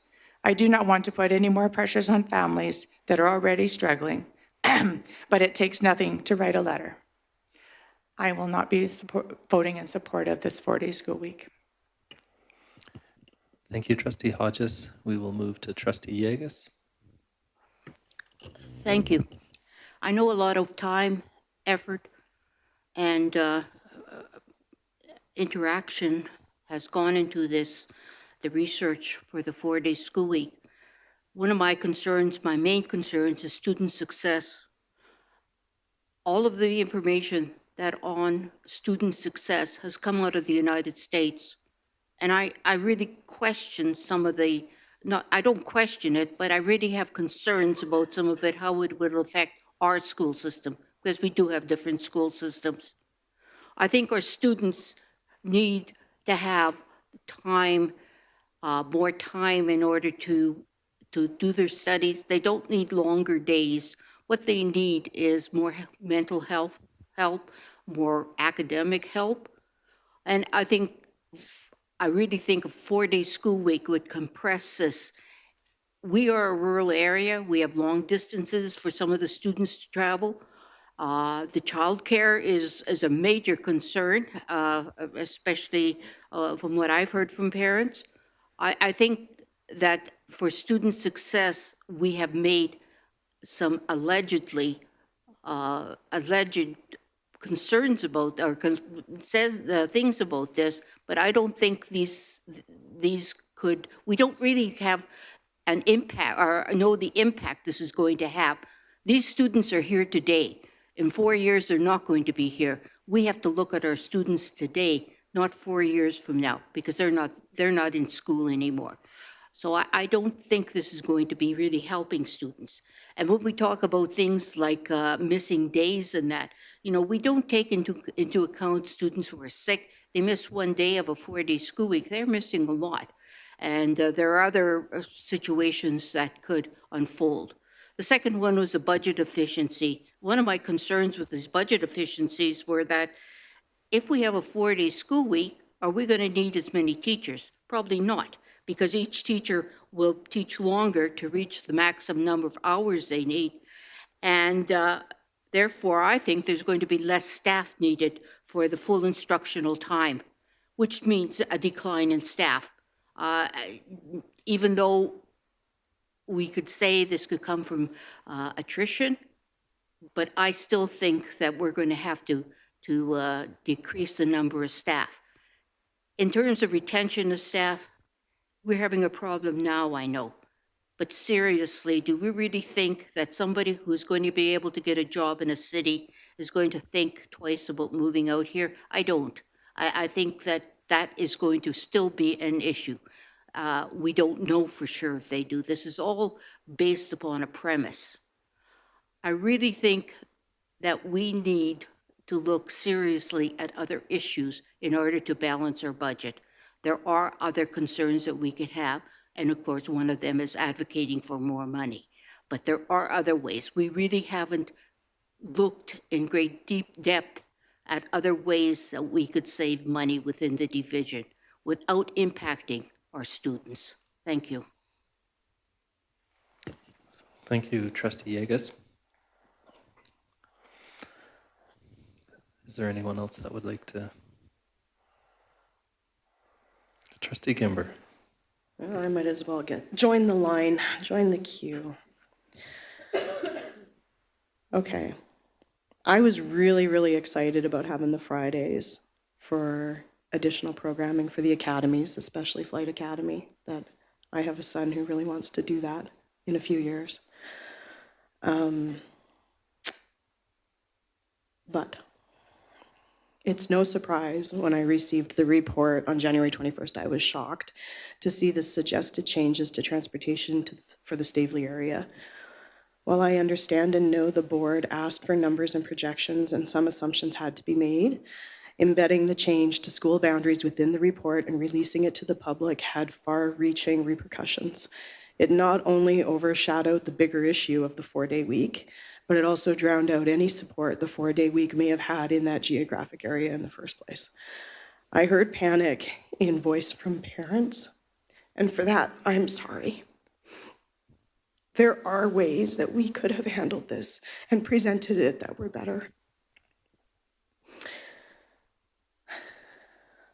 As a Livingstone Range school trustee, I have the responsibility to take the entire division in mind when I make my decision. Overwhelmingly, we heard childcare would be an issue, but I do have those 3 lenses that I have to keep in the forefront. I'm hoping that postponing the implementation to 2026-27 would help provide families get the supports in place if this did go through. But looking at the three pillars, when it comes to student success, as Trustee Long said, there really isn't any research anywhere that I can definitively rely on. It's all over the place. You can pick and choose whichever you want to fit your position. And ultimately, in a lot of ways, it's comparing apples and oranges. Our division is so unique, it's really hard to find any kind of comparison there. The one thing I can focus on is preparing our students for the future. Repetition is how things become second nature. And if we were to train these little humans in their most receptive years, 13 of them, to live in a 4-day week, and then release them into the real world of 5-day work weeks, it's a real disservice in my opinion. I think back, actually, you know what? I'm going to digress for a second. 20 years ago is the first time I started hearing about a 4-day week. And if we had been that school division 20 years ago and jumped on board, look out there right now. In the 20 years, there are stores that actually went from 5 days, 9 to 5, to being open 24 hours. I remember going to Home Depot at 2 o'clock in the morning on a Sunday because they were now open, right? Anyway. I'm going to go back to what I was saying. The potential benefits of extra programming in academies taking place on the Fridays would have a positive impact on students. I truly believe that. However, I haven't heard any guarantees from senior admin that additional positions, additional spots in RAP programs, those kind of things would be in place or would be expanded. So to me, I have to kind of look at that as being pretty much irrelevant. Then when we look at the budget, for me to be comfortable approving this motion, there would have to be significant savings that would be guaranteed to go straight into the classroom. The reported quote of 1% of our overall budget, I don't see that. I actually think it would be less. The utility savings can disappear with joint use agreements, other uses of our facilities on those Fridays. Transportation savings aren't even savings when you consider the changes required to the feeder schools of Staveley and Grantham. And I question the savings of substitute teachers. Recently, we haven't been able to hire the ones that we needed. So how can we save if we haven't spent in the first place? There simply is not enough savings to warrant a massive upheaval in the lives of everyone that lives in LRSD. There are other places senior administration can look and ideas that are out there to be explored, and right now this 4-day week is just not one of them. And finally, when it comes to staff retention and recruitment, there seems to be differing opinions. We got a lot of feedback from staff during the process. In fact, proportionately, a significant amount more feedback came from staff than anyone else.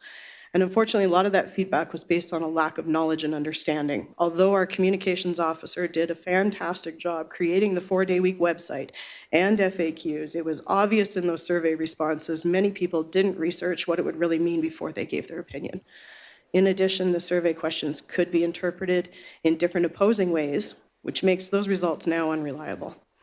That being said, my overall impression is most staff don't think a 4-day work week or school week would have a positive impact on recruitment intention, but senior administration thinks it may be a draw, something that makes LRSD stand out, but that's not a gamble I'm willing to make.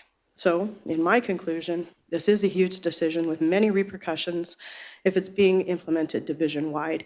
We just voted overwhelmingly to exclude the Hutterite colonies because it wasn't good for their community. And in that case, I believe we need to do what is best for each community individually. Right now, our policies are written so that each community can approach the division and ask for a 4-day week if that's what they want. Grantham did it.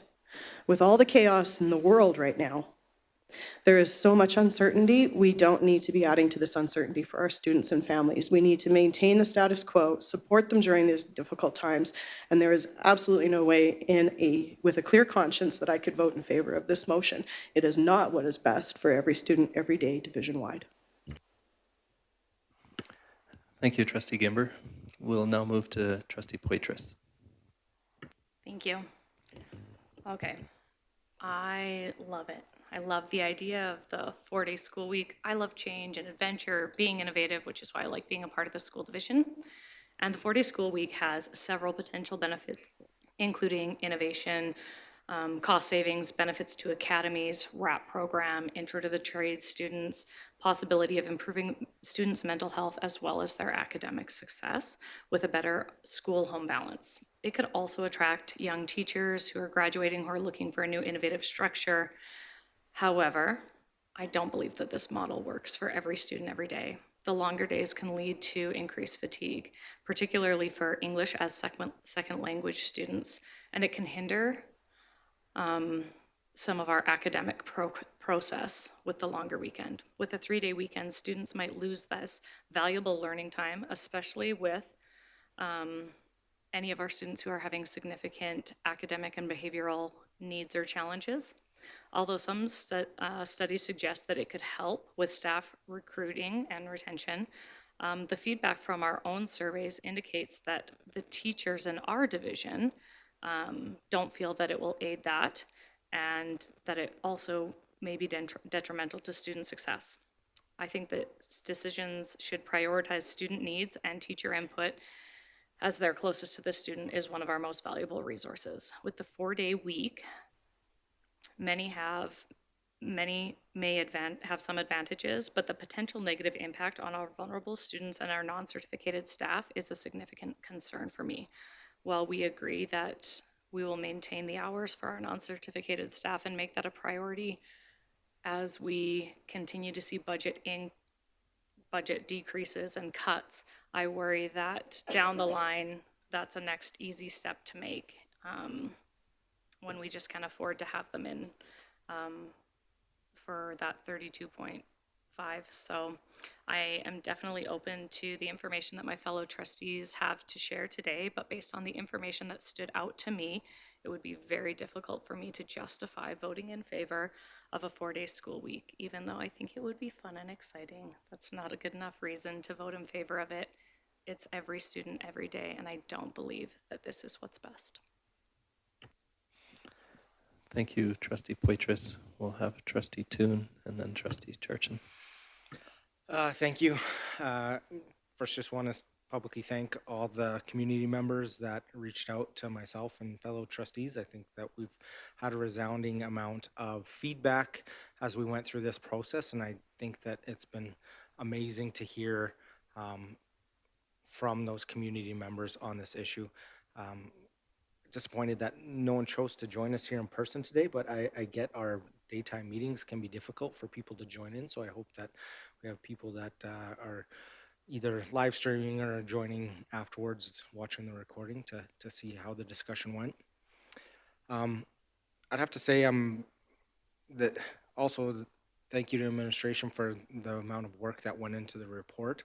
I think it can't be understated the amount of creativity and innovation that our staff did in going out to our stakeholders on this issue. It wasn't a cookie cutter approach that was taken off the shelf. There was a lot of thought and energy and effort that went into that, and a lot of resources and time. And I think that that has to be acknowledged and appreciated from us as board members. I didn't prepare a speech today. I'm a little disappointed in how coming to this meeting, I know that we all felt as board members anxiety about making such a big decision, something that isn't typical to an agenda item that we have on the agenda. But my understanding is we come to the board to hear, to share our thoughts, and coming and hearing prepared speeches that end with, I'm voting against this, not I'm open to hearing what our challenges or celebrations of possibly moving forward with this. We're hearing over and over again that trustees had made up their mind before they came to this meeting. And I think that that's a dangerous approach to take, that we need to not make these decisions in isolation, that we can do our research. We had a lot of information for this one beforehand, but to have the ability to come and debate and listen and share and gain a shared understanding together, I think is important. So I think that going forward, we need to ensure that we do that with all the other ones, because I've never experienced this in my over a decade time of being a trustee, where multiple trustees have prepared speeches and read them off and share that how they're voting. I think there's a lot, the speculation and accusing that there's speculation in moving forward with this is unfair. We presented a request to administration to bring back what a possible 4-day week could look like. And of course, they don't know exactly what a cost savings would be down to the penny. They have to use their best information they have to bring that forward. I don't think it's speculation. There would be real cost savings. There would be real benefits to staff retention and recruitment. You look at the one research paper that's a 300% increase in applications. That's not something that is debatable. We would get an increase in people applying to our positions. I feel for my children and their peers in our schools where they aren't getting applications for not just support staff, but certified teaching jobs. What are we going to do finding budget efficiencies other places that is going to attract and retain our staff? I don't have the answer to that. Not saying 4-day week is the only solution to that, but we have to come up with solutions to make things better for our students. Continually asking the government and advocating for more dollars is not going to gain traction. No matter what political stripes the government is, asking for more dollars isn't going to get us the resources that we feel are at sustainable levels. We need to design the system with the resources that are at hand, today's dollars for today's kids. What are we going to do as governors to ensure that the system supports our staff, our students, and communities? So my ask would be to the trustees, if not this, then what? What are we going to do as a board? We can't sit idly by and say, we've ran deficit budgets for year after year after year since I've been a trustee because of the prudent savings of previous boards. What are we going to do to help retain staff so the students can have the best education system, so we're not bleeding staff to other jurisdictions? We have to do something, and I would ask the board to consider that going forward, not just in this motion, but throughout our work over the last few months as us as a board. Thank you, Trustee Toon. We will now go to Trustee Charchin. Okay, I also do not have a prepared speech. I have a list of why I would support and what my concerns are, so I'm going to kind of bounce back and forth to share my thoughts. Around student success, the data how I interpreted the data is that overall, I didn't see where it would have a negative impact. There are lots of areas where it would not perhaps have a positive impact, but I didn't see too much in the negative. What I do see and I do know a little bit about is I was really excited, pardon me, about the amount of time available for professional development for staff. There is clear evidence done by John Hattie around teacher efficacy, collective teacher efficacy. And what that really means is that teachers understand the way they do their work on a day-to-day basis, that it has a significant impact on student performance, regardless of their home life, regardless of socioeconomic status, regardless of student motivation. Because when teachers have that collective efficacy, they know they're dealing with students with all of that. And so, just like we need our doctors to have the best and most current practices to their available to them, we also need that for our teachers. And so the groundwork has already been laid out this year by the Learning Services team in creating a data dashboard and developing teacher community of practices to focus on student achievement and to make really good use of a few extra PD days in there. As a teacher, I know that leaving your class and having to prep for a sub, regardless of what you're leaving for, but in terms of professional development, is a lot of work. We know that students don't do best when a substitute is in the classroom. No knock against a substitute, it's just more difficult to walk in there on a one-day basis. We know that there are shortage. Teachers are opting out of PD. I work for the Southern Alberta Professional Development Consortium, and we have regularly teachers that call and say, sorry, I can't come today. I couldn't get a sub, or my sub canceled on me. So we know that those are issues. So for those reasons, I was really excited about, I am I would be really excited about the 4-day school week. I think it would have a huge impact on student learning, which is a big part of student success. In terms of budget efficiencies, I was really hoping to see something really, as we all were, something really obvious and evident. And so when I look at it and I think about a 1% savings, it's a start. But on the other hand, is it enough? I was also looking for today to find out what Superintendent Seguin recommended in terms of putting off implementation for another year. Could another year make enough difference? I believe it can make difference. Can it make enough? I don't know. If anybody has any information of evidence that they see that could, I'd be delighted to hear about that.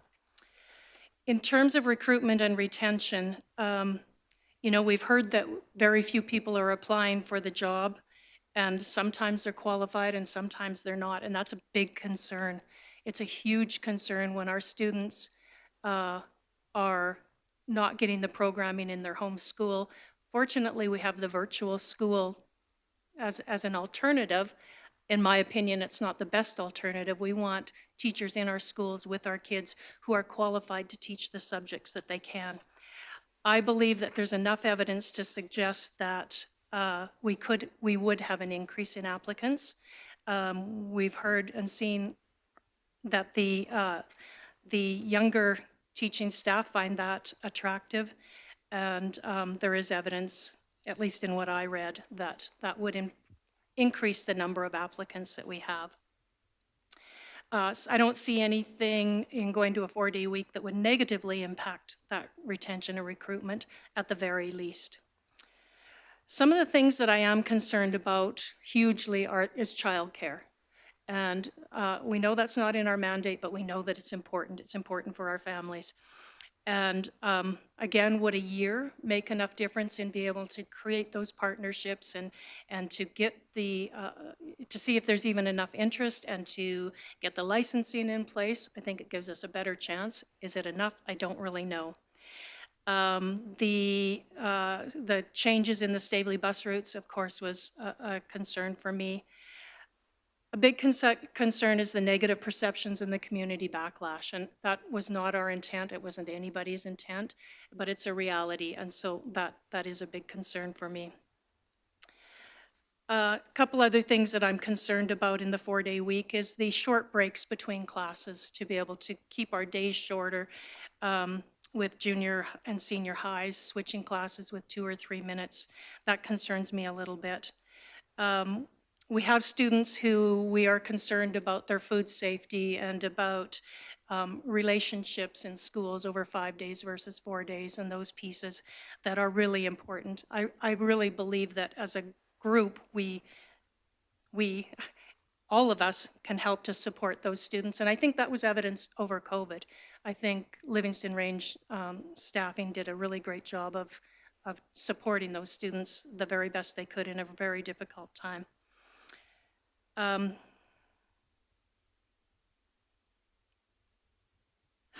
So all that being said, I'm still right at this very moment a little bit on the edge. The staff professional development says absolutely yes. The concern for childcare and the busing and the negative perception is really saying no. So I think that's all I have to say at this moment till I hear from everybody else, if there's anything more. Thank you, Trustee Charchin. Would anybody else like to speak again? Trustee Poitras. Yeah, I definitely wanted to get my thoughts down on paper, but like I said, I'm open to hearing what everyone else pulled from the data today. I want to thank Trustee Charchin for pointing out, because it was a significant point to me as well, is it's so important to support our staff and getting that like professional development, being able to do it, not have to find a sub, not risk your sub canceling on you. it's very important, and also to have the collaboration within the school and then collaboration days throughout the division. And I really feel strongly that having those supports and providing that PD, and then also allowing our staff to have that work-life balance where, you know, they're in the schools 1 or 2 Fridays out of a month, and then the other, you know, 2 or 3 Fridays, they are able to go and, you know, be with their family or get different appointments and things done. I really feel like the weight that our teachers and non-certificated staff are carrying is immense. There is significant struggles in schools. The scope of practice for our teachers and other staff has grown exponentially. And there is not the dollars to support everything that we are trying to provide to these students to ensure that they are having academic success and success with their mental health and being prepared to be out there. And we've all heard or been on an airplane where they say you need to put on your own oxygen mask first. You might want to reach over to your 3-year-old and put the mask on first, but if you don't put yours on first and take care of yourself, then you might pass out and not be able to take care of them.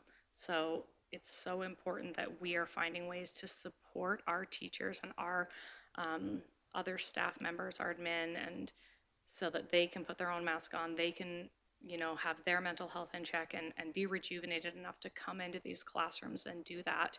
And then getting PD to help around mental health, providing this new and different curriculum. And I do want to say thank you to the team at head office who has been putting together these resources to help with the new curriculum. I know that that's going to make a big difference. So when those who are in charge of the students are at their peak and able to perform at their best and not feeling as worn out, drug out, tired, and not having that professional development as often as possible, that is not what is best for every student every day. So that played a big part on, you know, what makes me excited about a 4-day school week, what makes me excited about the potential. I love that our mental health supports that would be in the school can now move their paperwork all to those Fridays, allowing them to then, every time that they're in the school, it's not see and help paperwork, see and help paperwork. It's just see and help, see and help, see and help, see and help paperwork for later. When they're there with the students, the students will have greater access, which also is a huge benefit. So those are some of the reasons why I think a 4-day school week could very much benefit every student every day and student success, because those who are there supporting, teaching, and caring for our students, when they can be at their very best, they can help our students in the best way possible and get them to their very best. A lot of the research showed these things. However, you know, when we look at the professional insight and we look at the data, it's like the LRSD staff surveys indicate that our staff here in LRSD don't believe that a shift to the 4-day school week would help with recruitment and retention. That's their opinion without seeing any of the research and stuff. And while it was hard to tell, are the staff in favor or not, a lot of what we heard from the staff was it might be beneficial for me as a staff member. This really might help, but I worry about the impact on the students. And so that's why I'm not sure if I would be in favor. So if we move to a 4-day school week, I do believe it could positively benefit the staff, but we would need to ensure that we are providing them then with the proper timetables, schedules, and resources to be able to help with that student success as well, because we have excellent teachers here, and their number one concern was, can we still educate our students to the best of our ability in this new structure? So thank you for that, Kathy, for bringing that up. I really support and believe in a lot of what you were saying as being beneficial for the staff, which would then benefit the students. Thank you, Trustee Poitras. Trustee Yegas.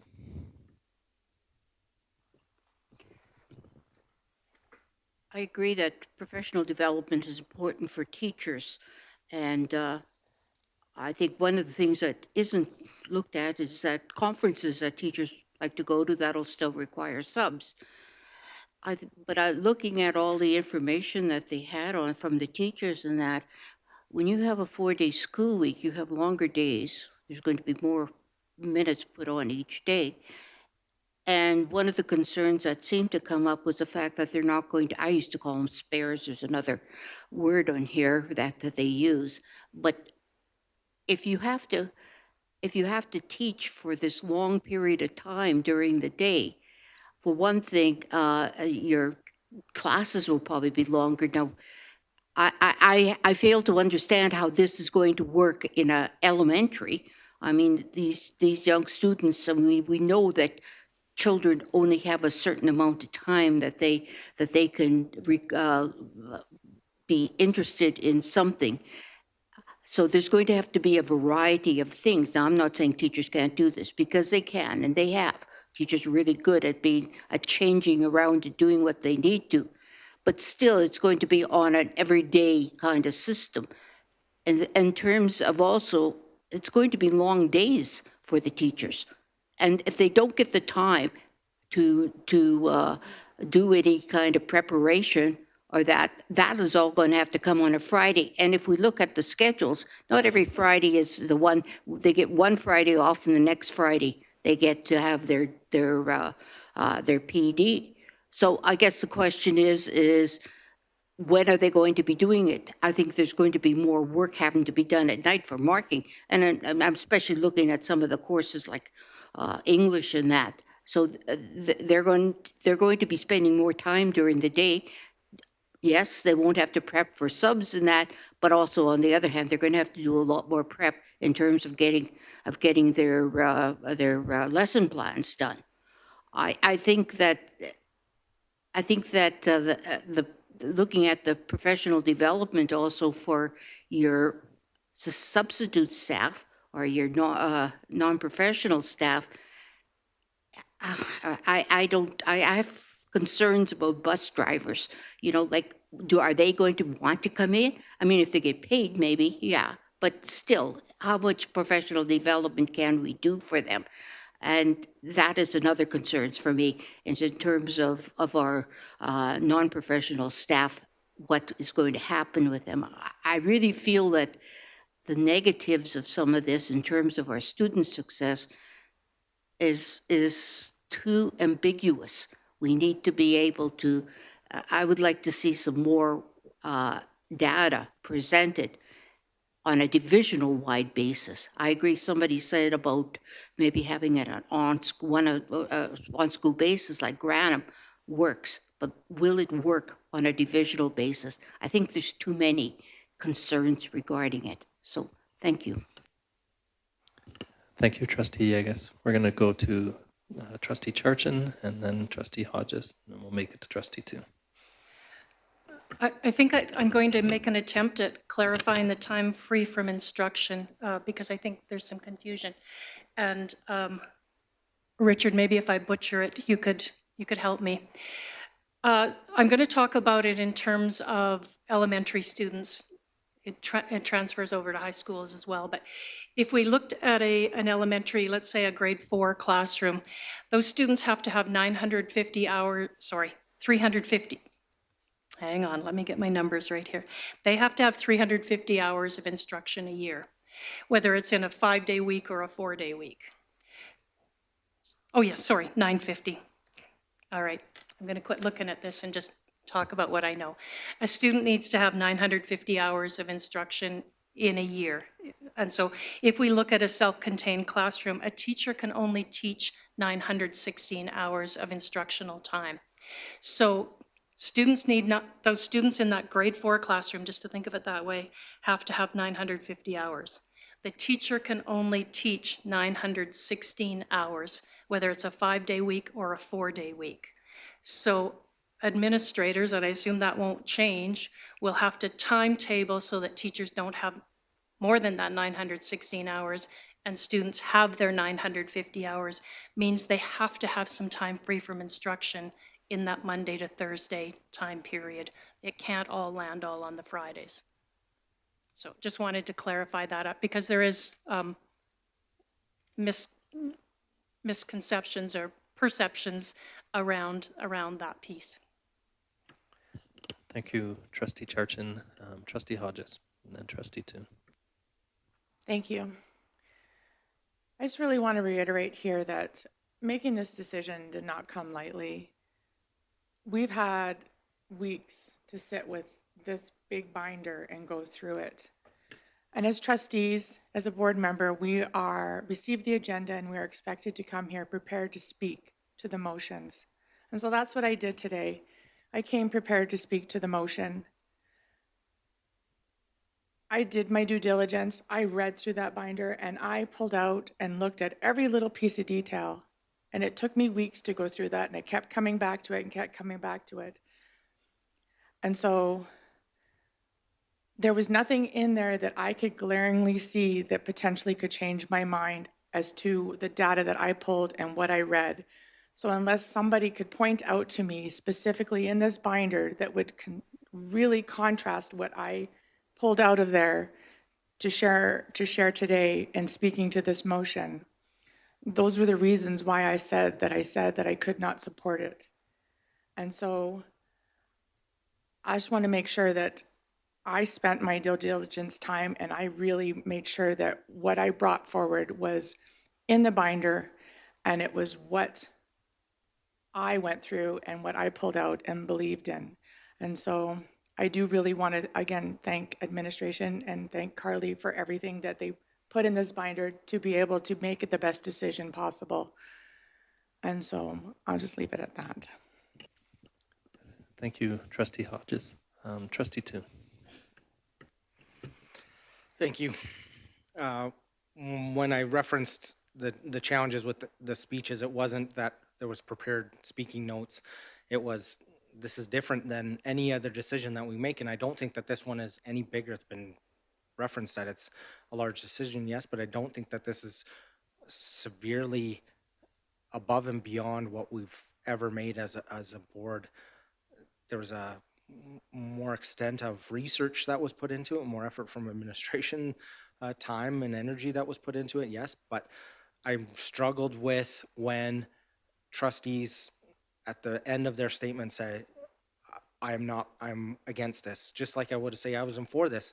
Like, I am voting in favor, not I am leaning towards voting, or for these reasons I would have to vote for. It was hard, definitive statements that were unwavering, that they came into this meeting with an expectation that they were voting a certain way. I feel like coming to the meeting all the time with an open ability to debate and hear opinions is great. And I apologize if it was offensive to the trustees that heard that on the board. I think we do ourselves a disservice when we say Grantham is different than what works in Grantham is good for Grantham, but not good for the rest of the division. That it's not apples to apples.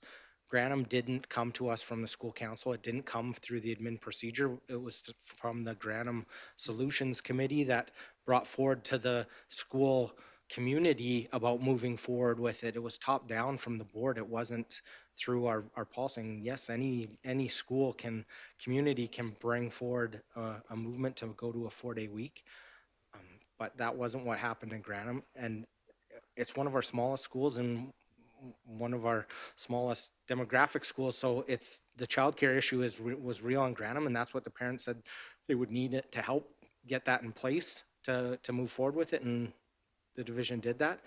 We're not hearing an overwhelming amount of negativity from Grantham, and it was referenced it's not a pilot, but I think we really need to take a look at Grantham and what has worked there and can it work other places, and what supports would need to be in place to help our other unique communities. Not to say that other schools can't look at doing this, but we can't rely on the community to bring these topics forward to us. We as governors need to have the discussions on what would need to be in place. When I see the proposal, I like a lot of trustees have a lot of questions on how this would be. That's the reason why I brought forward the motion at our previous meeting to bring a recommendation that is this even doable to have this implemented for the fall of 2025? And the anxiety, the recommendation came back 2026, and the trustees still feel anxiety. That's a huge ask with the diverse needs across the division to get this in place, which I totally agree and support that. We currently have high school students that aren't attending full-time. The majority of our grade 11 and 12s that I know of students in our schools aren't attending full schedules because they're able to meet their needs for graduation without attending that. I think there needs to be more discussion about divisional timetabling, because the challenges that I'm hearing from students and parents are on availability of when they can get their in-person needs met for their required courses. There are a lot that are taking advantage of virtual and online, but it's not easy. And it comes as a challenge to some of those families where we want kids in front of teachers and having the opportunity to take the courses that they need when they can. I think that there are a lot of benefits to a 4-day week, but again, there needs to be more supports in place before I could support moving forward with it. I think the academies are a huge advantage, making sure that every student has access to meaningful options, whether it be through community supported childcare needs, academic, extracurricular, and having that in place. I can't see the ability to have all those questions answered in a year. I can't see that happening, so that's why I wouldn't be in favor at this time of moving forward. I was hoping that there would be some more solutions brought up or possible ways that we could further support the motion, because I do think that it is innovative. I do think that there's a huge benefit to staff retention, recruitment, and as well as student enhancement and learning. I don't think it has to be a detriment. One of the comments I got from a single parent in the last week was that the inconsistency in our schedule is more of a hindrance to their work than moving to a 4-day week would provide consistency and actually be easier for them to get childcare. Short Fridays are an issue. The weeks off in November and February are an issue. And a community member raised that this past week, said, I'm hearing a lot of community members concerned about childcare. Well, what do all the students do this past week in the division? We don't offer childcare for the weeks that we have off school. There are some after-school care that is provided in our communities, but we don't provide it in all our communities. So what are some things we can do as a board to make it equitable throughout the whole division? And I look forward to coming up with some creative solutions on how we can support our community needs going forward. Thank you, Trustee Toon. We'll move to Trustee Gimber. Thank you. So I don't even really want to use the words that this was a big vote again, but this was different. And it was different because we talked about it a lot of even how we were going to address today and how we were going to speak about today. And one of the conversations that we had was preparing speeches. So I can see why that happened. And I know that I stated my position at the end of it, and I still stand by that position. And I don't know if there is anything that anybody could have said that would have changed my mind, because I already stated some of those reasons. But I've also heard people say, what are some alternatives that are out there? And one of the things that I feel I need to bring up right now is the alternatives to our deficit that we're in, to our budget issue that we have, that were brought up in this report. There was no considerations of how admin costs could be reduced or cost savings at a divisional level. All three of the items that were listed there were frontline impact that impacted the classrooms. I've had discussions with other trustees in other divisions of smaller things that they did that saved. In one case, they did line by line items and they found $1.3 million in savings that they could find. That's substantial. That's twice what we were going to find in our 4-day week with just going line by line and looking for some savings. There's another one that went from 84 days to 182 days and saves $70,000 per year. So there's some alternatives that are out there that can definitely be discussed. The fact that we jumped to something that is so big and such a huge impact on the entire area, the entire Livingstone Range area, I think was premature in a lot of ways. We didn't explore all the other cost savings that are available out there. That's it. Thank you, Trustee Gimber. Oh, Trustee Long.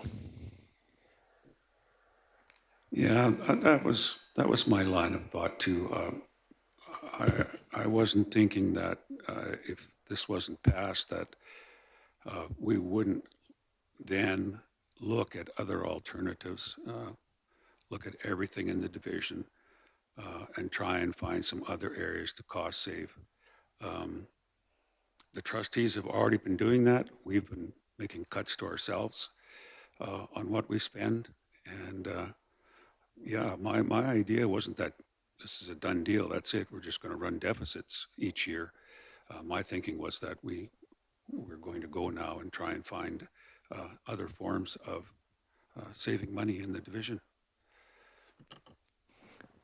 Thank you, Trustee Long. Trustee Yegas. Yes, I was just on that. We were never asked we were asked at this point to decide on the 4-day week, not to look at other budget efficiencies. So I think when we said, and we have thought about maybe other budget efficiency, but this isn't what we were discussing at this point. Thank you. Thank you, Trustee Yegas. Is there any more comments in relation to the motion? If not, okay, Trustee Poitras, and then Trustee Poitras, you're going to close at 1.2. Do you want to still talk before that? Okay, we'll go to Trustee Long, and then Trustee Churchin. Yeah, I was going to do the obvious and ask for a recorded vote. Okay, the vote will be recorded. Trustee Churchin. Oh, good discussion. And I don't know if anybody can answer this, and if I can even ask the question, but you guys will tell me if I can't.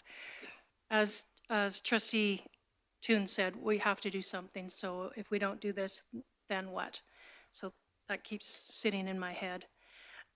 My biggest concerns, as I shared earlier, was around childcare, was around perceptions and community backlash, was around the Staveley bus routes, those kind of being the biggest pieces, I think. And I'm still not convinced yet that 1 year couldn't be long enough for those to be addressed so that they're not such big barriers around the child, well, 1 year plus, because we've got the rest of this year, of course, too, around the child care, about communication and perceptions, and if some of those, and the Staveley bus route, if some of those things were taken care of and made clear, I think it could have some impact on how people are feeling, because there were and are unknowns. I don't think it's our responsibility, or it's even within our sandbox, to decide how these things are going to happen. I think from a governance perspective, it's our job to approve or not approve this 4-day week. So I didn't come prepared with solutions. I don't know. Can I ask if Superintendent Seguin, if there's anything with an extra year that you think could alleviate some of these problems, not just perceptions around childcare, around bus routes? Okay, I'll retract that question. I will assume that on my own. So those are just a couple of things. And one other thing I would like to add that I thought I had written down that I forgot is we had talked about around students, fits into the student success, our family school liaison counselors having the opportunity on Fridays to do their paperwork, to do meetings, to do case consults as much as possible, opening up more time on Monday to Thursday to work with students. And I know that for schools who share FSLs, that if a case consult lands on your school's day, the FSLs will do their best to be able to get back to your school that week, but that may or may not happen. And so you might lose that day. So I feel like that's a big part of our mental health piece of student success. Thank you. Thank you, Trustee Charchin. If there's no additional comments, did somebody else have one? No? Call the question. Okay. So we will provide Trustee Poitras with the opportunity to close, and then we'll call the question. Thank you. Okay. So again, like on behalf of all of us, I think, since I'm the last one who will be speaking today, we really appreciate all the time and energy and effort. We appreciate so much that the staff, student leadership, parents, community members stepped up to share your voice and to be heard. This is a difficult time to be in education. It's very political now more than it ever has been, and finances are a huge concern. We love these students. We want to do what's best for them, every student, every day, and we will continue to seek ways that we can be getting as many classroom dollars into the classroom and supporting them. But we've heard that there are some perceived benefits that could be wonderful, but there are huge concerns for us around some of our most vulnerable students and some of our staff that could later be impacted based on more budget cuts.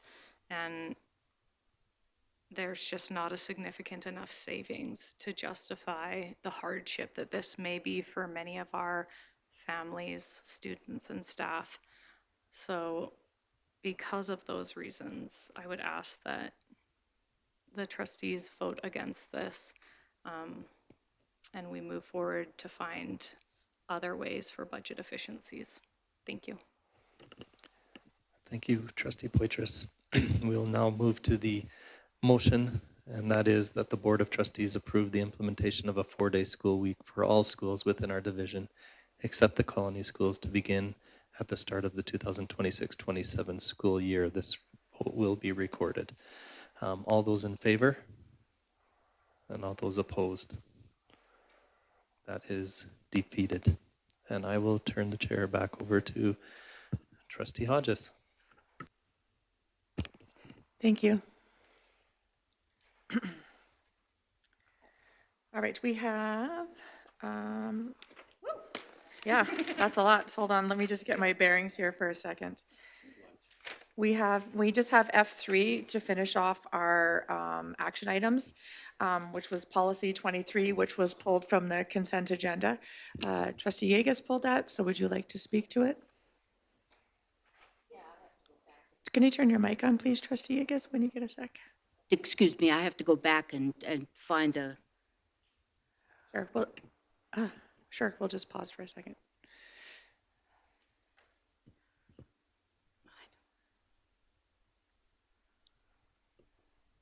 doesn't want to,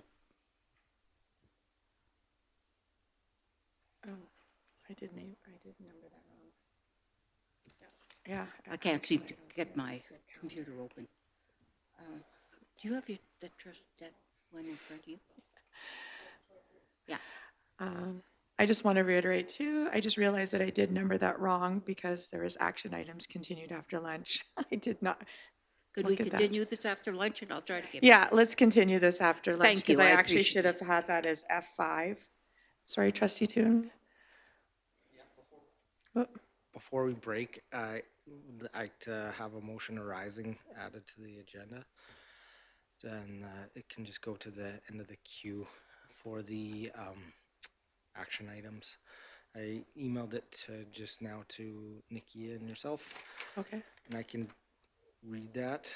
That administration prepares a comprehensive report comparing our organizational budget and what is spent on each department and staffing area, including central office, with those of similar sized school divisions, taking into account student enrollment numbers and geographic considerations. The report should be completed and presented to the board prior to the upcoming budget approval to facilitate informed decision-making.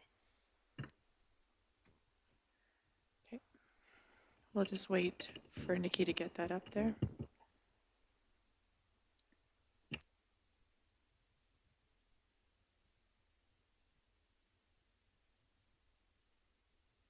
You're doing a notice of motion, or you're putting it on a rising for business on today's agenda? Yeah. We have to vote on that, do we?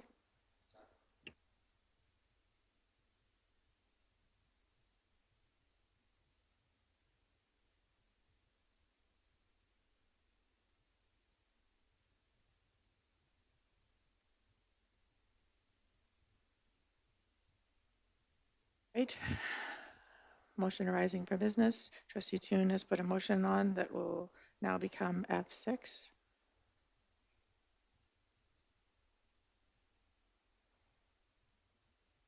I think at this time we will break for lunch, and we'll continue the action items after lunch. Thank you.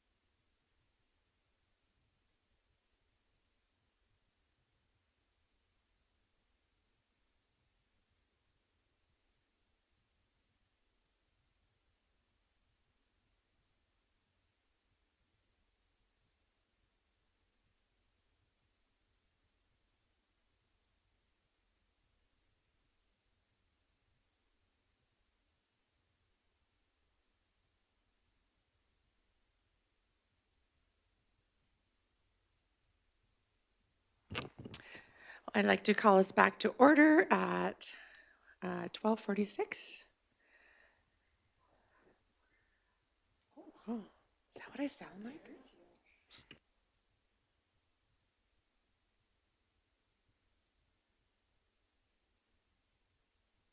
I'd like to consider something out of schedule, as when we approved our agenda, I had put policy 23 from our consent agenda as F3, but it should have been F5. So I'd like to just move that.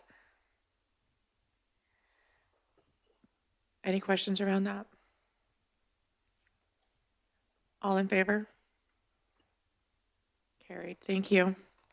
All right, we'll continue on then with the actual F3, which is our 2025-2026 school calendar. Richard Feller, Deputy Superintendent, Human and Learning Services, will present the proposed 2025-2026 school calendar to the Board of Trustees for approval. It is the recommendation that the Board of Trustees approve the 2025-2026 school year calendar as presented or amended. Can I please get someone to make that motion? Trustee Yegas? Trustee Yegas, did you want to speak to it at all, or I'll just turn it over to Mr. Feller? Mr. Feller, please. Thank you. I'm pleased to be able to take some time with you today to go through the calendar for the upcoming school year. As you know, this was a bit of a unique situation for us as a division. And so normally you would be presented with 2 years in a row so that we could see moving into the future. However, with the uncertainty of what the calendar could look like, you're being presented with one calendar for next year, with the understanding that we'll be moving into further stakeholder engagement as we move forward with calendaring for the 26-27 school year. In front of you, you were presented 3 different calendars. One was basically very similar to the calendars we have used over the past few years. And another one had a change in it, and then you were also given the 4-day. We won't be talking about the 4-day calendar, obviously, but I want to bring your attention to the calendar that indicates the November break, the no November break for this term. I want to bring your attention back to Admin Procedure 130 and just go through some of the guiding principles. Instructional time must meet or exceed Alberta's education requirements as outlined in the Guide to Education. So that's 950 hours of instruction for 1 to 9 and 1,000 hours for 10 to 12. This calendar does allow for us to meet and exceed those education requirements. The school year calendar will have a minimum of 1 divisionally based professional development day, with the opportunity for the day to be organized by the LRSD Professional Development Committee. You can see that it is indicated on November 10th in the calendar for the upcoming year. It needs to provide an opportunity for LRSD staff to professionally collaborate and create partnerships within the jurisdiction. It needs to ensure that the calendar will have a minimum of 1 divisional interschool collaboration day. So you can see that it would be occurring on October 31st.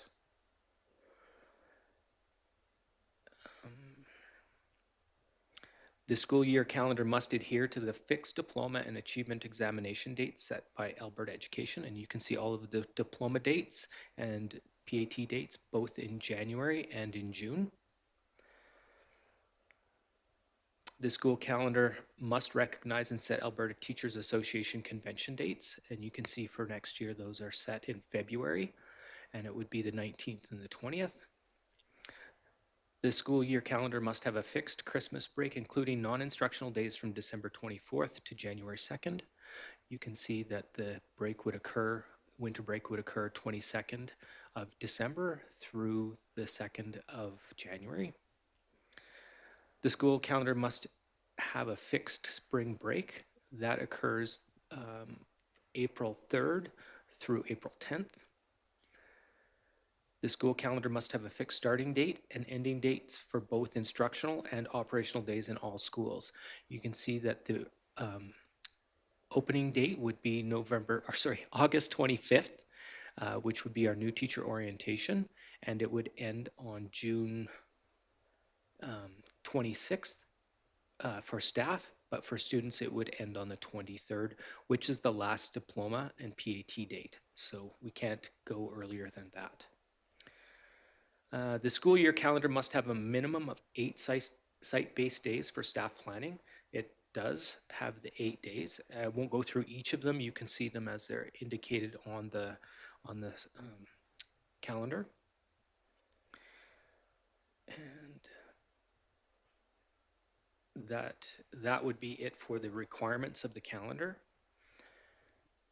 When we put this calendar together, it was with the intention to honor the feedback that we had received in the first stakeholder engagement when we were taking a look and asking parents, staff, community members what they wanted to see in a calendar. And so it's very similar to the ones that we have had in the past. However, we have increased the number of divisional professional development days in order to meet some of the requirements that we have as a division for professional development to support our teachers and teacher efficacy. We know that our teachers need time to be able to work together, and so those dates were built into the calendar, as well as the opportunities for things like SEVA training, first aid, where we wouldn't necessarily need to bring subs into the building for them to participate in those professional learning opportunities. Based on the feedback, the calendar went out to all of our school communities, and each school community responded. And so all of that information that came back has been themed for you. So the themes from the staff around the November break, there were mixed feelings about the November break.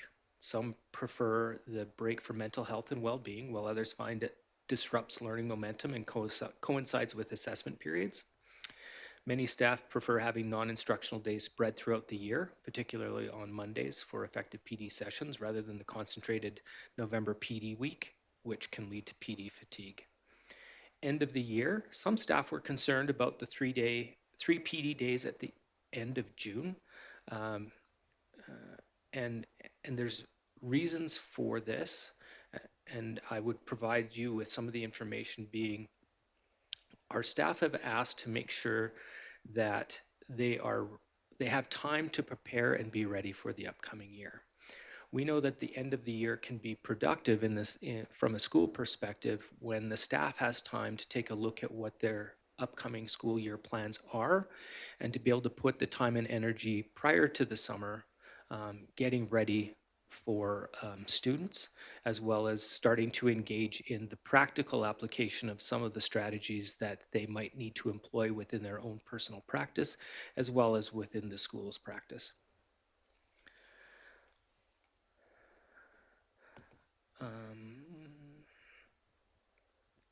School year start, staff appreciated the school-based PD days in the first week. In our admin procedure, we require that there are 3 school-based operational days, PD days at the beginning, and you can see that those are included there.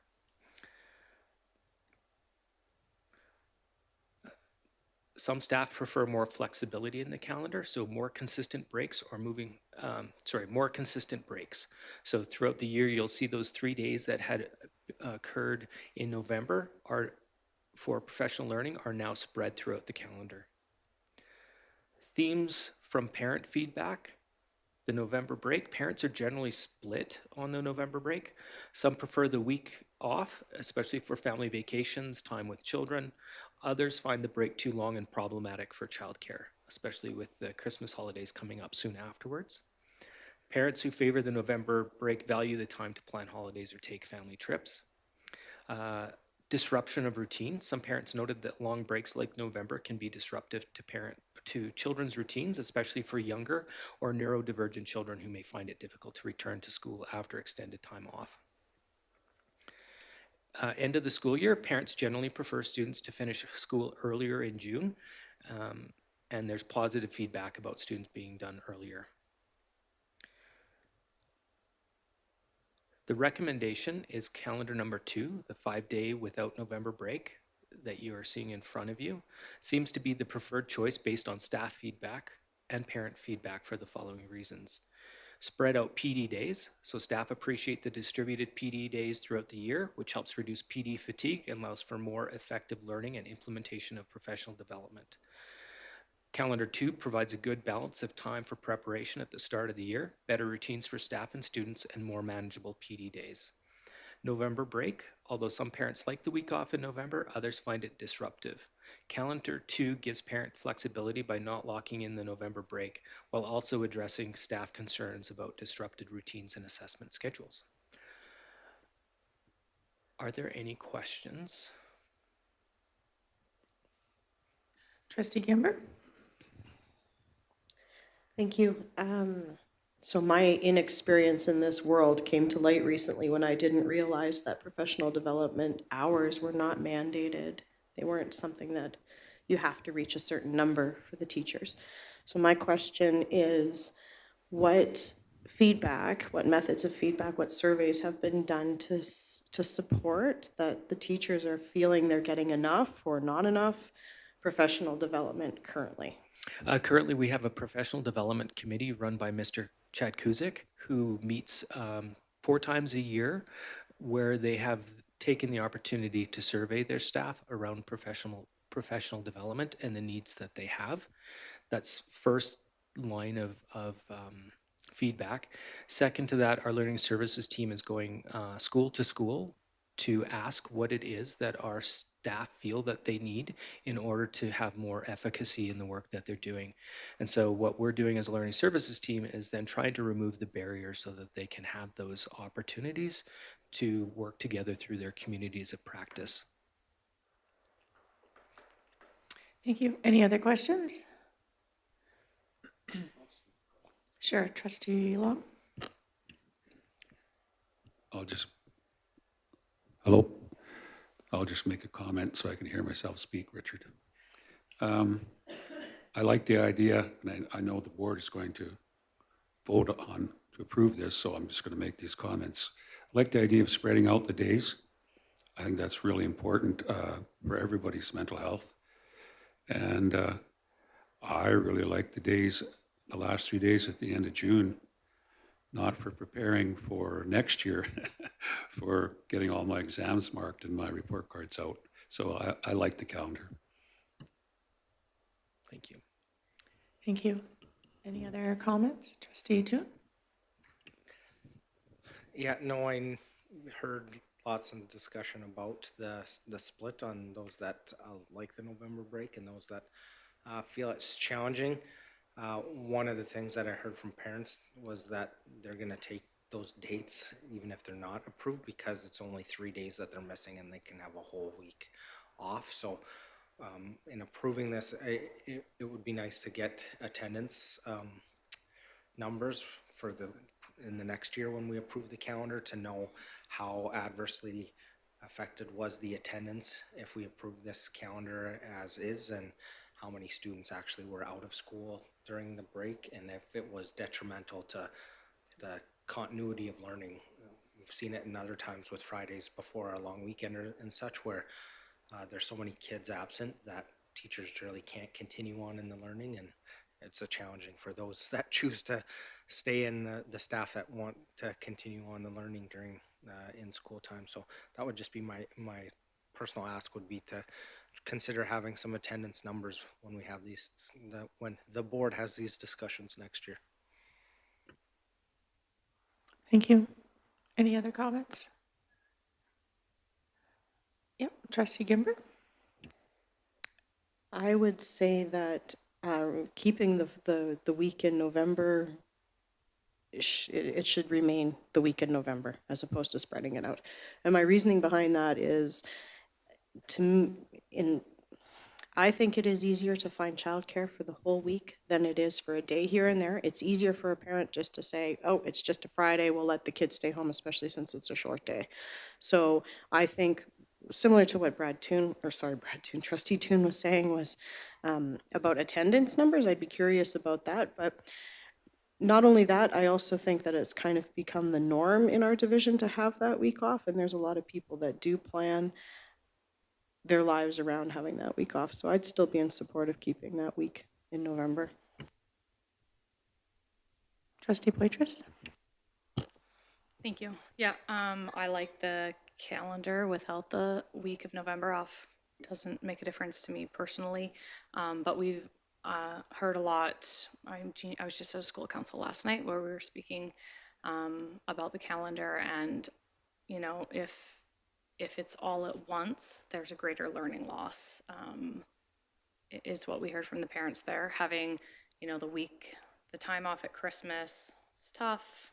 Then again in spring break and Easter. So to add another full week off can really, again, cause. So we just had our 4-week discussion on moving to 4 or 5, and that long weekend can cause some struggle, but a full week off, I heard from the parents at the meetings that I was at, is more difficult. So they would prefer to have those 2 Fridays instead of adding, or those additional Fridays rather than adding and having that full week off. So I think to have more consistency for the learning, I would go with not a full week off in November.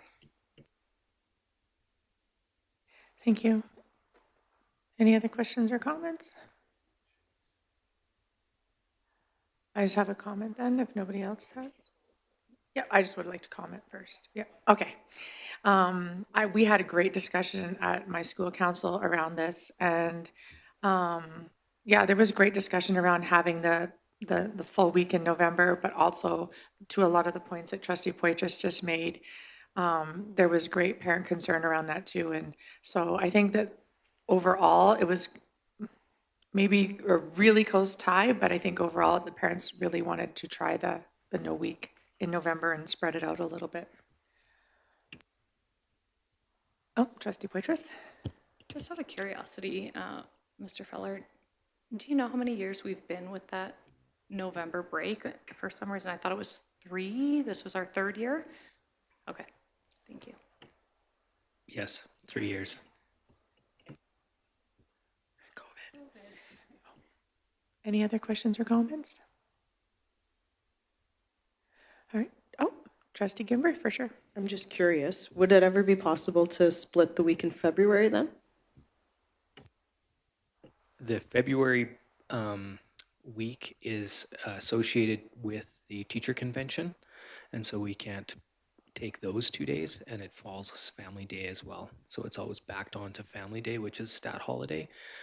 2 days in between are the days in lieu for the extra time that staff are putting in for for parent-teacher conferences. But the other 2 days, the Thursday and Friday, are specific to the Alberta Teachers Conferences. Thank you. Good. Okay, Trustee Poitras?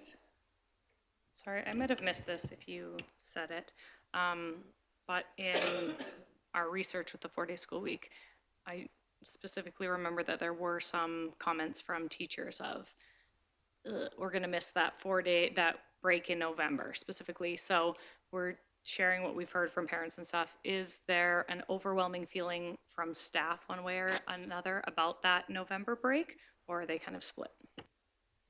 No, the theme was actually more in favor of spreading the days out throughout the calendar because of PD fatigue. Thank you. Anything else? Okay, Trustee, I guess, would you like to close?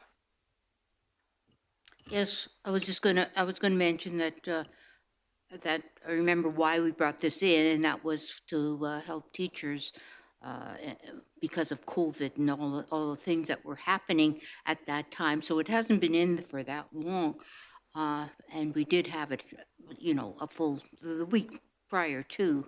I'm sorry, that week was school. So just like to thank Richard and Mr. Feller and his team for bringing up these 2 calendars. And that's it. Thank you. Thank you. I just, for clarity, Richard, do we need to say which calendar is being approved, or was that the one that you presented? I it's would not- suggest that you choose between choose the calendar that has been presented to you or not, yes. Okay, so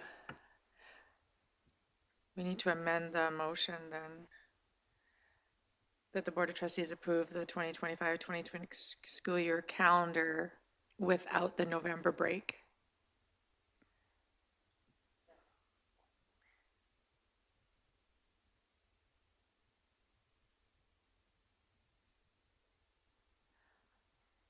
So I've amended the motion, so we need to speak to that motion. Is there any comments around that? Okay, seeing none, all in favor? Yeah. All right, sorry, were you clear on that? I'm sorry, I should have paused for a sec. No, I was just throwing that it was the chair making the amendment, so. it's okay. Yeah. I'm a rebel, yep. Okay, so, sorry, all in favor of the amended? Okay, so we now have the motion on the floor that the Board of Trustees approve the 2025-2026 school calendar as presented without the November break. Any comments? More comments? Nope. Okay, call a question. All in favor? Carried. Thank you. Moving on to F4, locally developed course renewals. Approval from the board, excuse me. Approval from the board is required for the superintendent's office to move ahead with renewal of the use of expiring or acquired locally developed courses. Chad Kuzik, Associate Superintendent Programs and Innovations, will review this information.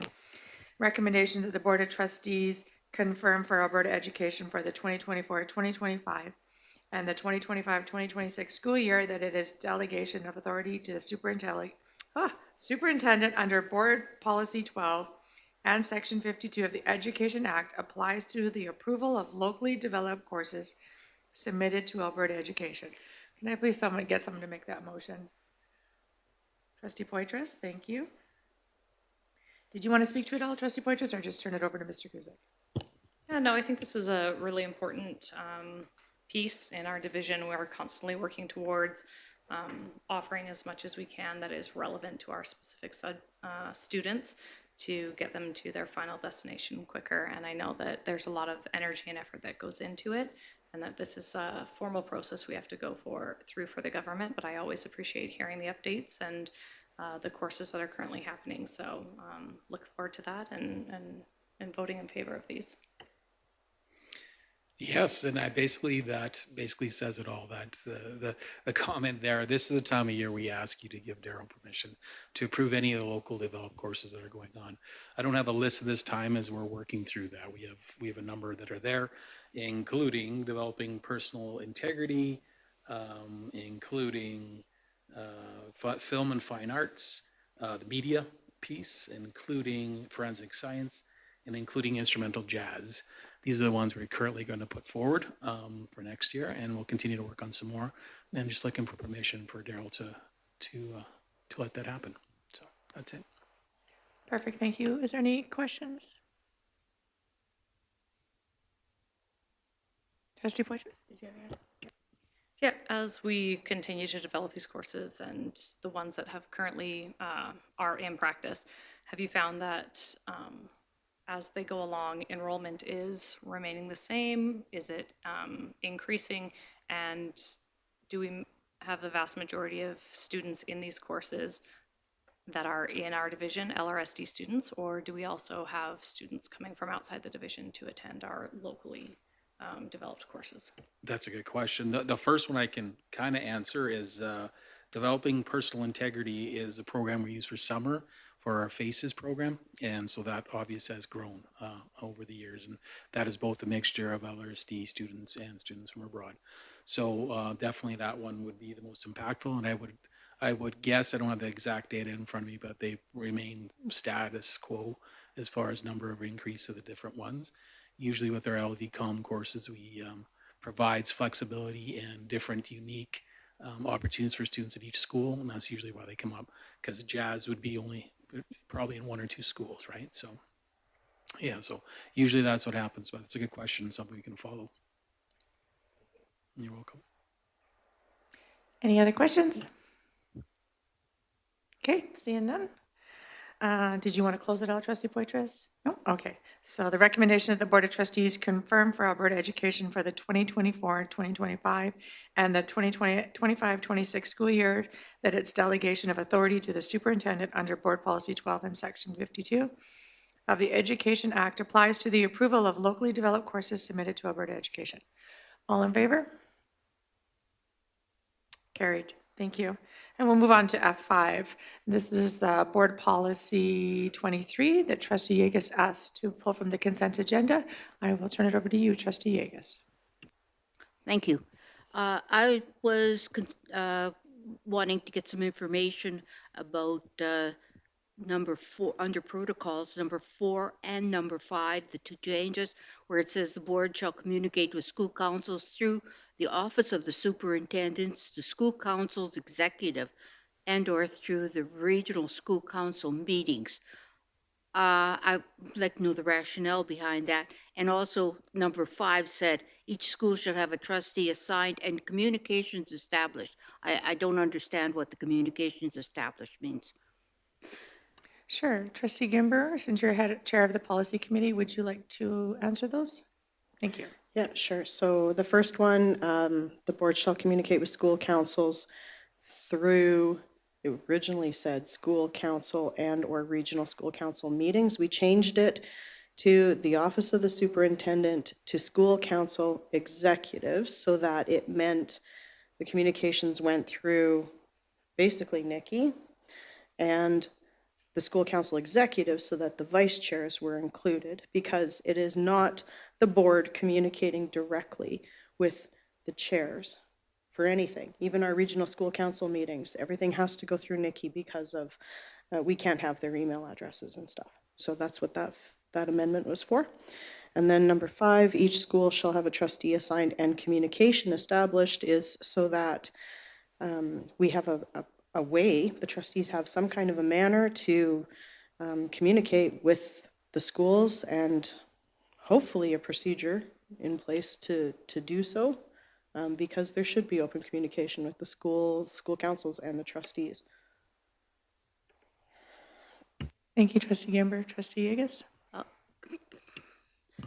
Doesn't, what you just said, doesn't 5 and 4 and 5 cancel, isn't that a problem with those? If we have to go through how could we establish communication with the school council and trustees?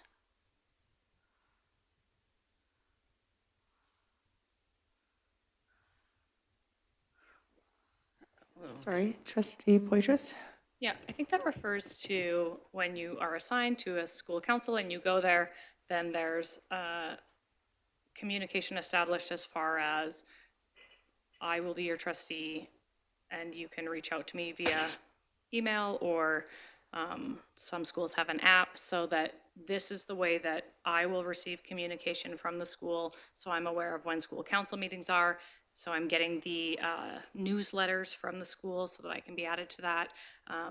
So I think this is more for you're assigned to the school and then you want to just let that council know, hey, any information that's coming out, please make sure it comes to me through this email address, or are you expecting me to be on the app and being added to a group or whatever, so that trustees are getting all the information they can to properly represent each school at this table.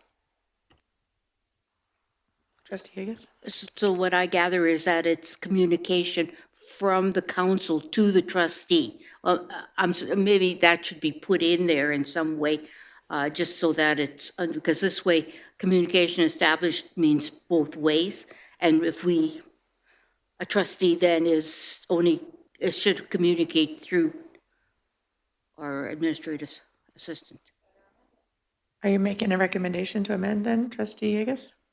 Well, I would, yes, that it be assigned and communication established from the school council to the trustee, or policy could make that. Trustee Gimber, did you need to clarify with that? So by saying that the whole point in saying and communication established is that you are figuring out how you're going to communicate. You're establishing your communication plan. If you're just limiting it to the school council being able to communicate to the trustee, then you're limiting, like, the principal can't tell you when the next school council meeting is going to be. Like, the whole idea is to keep it broad enough that you can have a communication plan established instead of pigeonholing you into having to communicate only one way, one direction.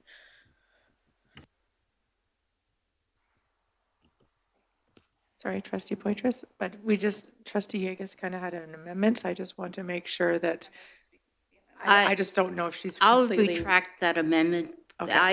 I'm just, I shouldn't have made that. Sorry. Okay, so the amendment has been retracted, and so did you want to still speak, trustee Poitras? Thank you. Yeah, I would say also, when you're opening that line of communication at school councils that I have been in, they know how to reach out to me and stuff, but also I've been directed, like, before you come to the meetings, if you can you please send the key messages to this email address, so our trustee, our treasurer, secretary, not treasurer, our secretary already has them. And can you, so it can be two-way communication. It's different than the type of communication we're talking about at number 4, I believe. So I think establishing communications and kind of those, I don't want to say it, but norms for how things are going to work with that school council and their trustee is appropriate. So I think this reads fine. Trustee Long, did you have your hand up? Yeah, trustee Gimber, just for clarification, it says the board shall communicate, and of course the trustee then represents the board with school council and whatever. Would this prevent me as a trustee from communicating myself with the school council executive?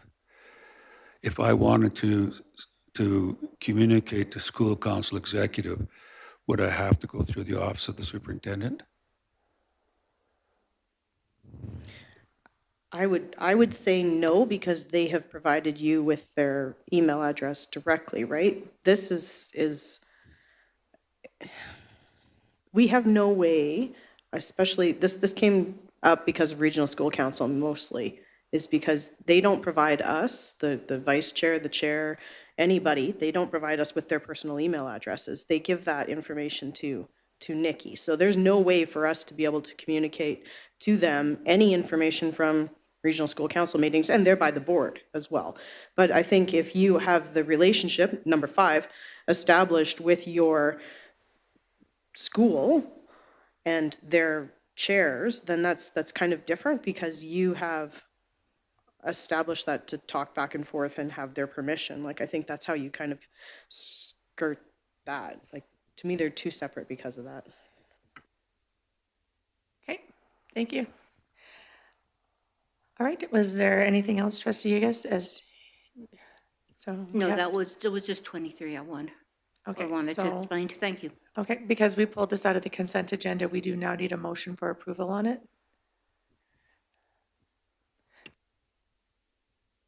Trustee Yeagas, did you want to make that motion, or? Yes, I'll make that motion. Okay. That the Board of Trustees, recommendation that the Board of Trustees approve board policy 23 as amended. Okay, no other discussion. Call the question, all in favor? Carried. Thank you. Now we'll move on to F6, motion arising that the administration prepares a comprehensive report comparing our organizational budget and what is spent on each department and staffing area, including central office, with those of similar sized school divisions, taking into account student enrollment, numbers, and geographic considerations. The report should be completed and presented to the board prior to the upcoming budget approval to facilitate informed decision-making. Trustee Toon has made this motion. Would you speak to it, please? Thank you, Madam Chair. Appreciate the opportunity to bring this motion forward to the board. I think there was a lot of discussion over not just today, but over time as to what the trustees can do to become better informed on the budget and the budget process.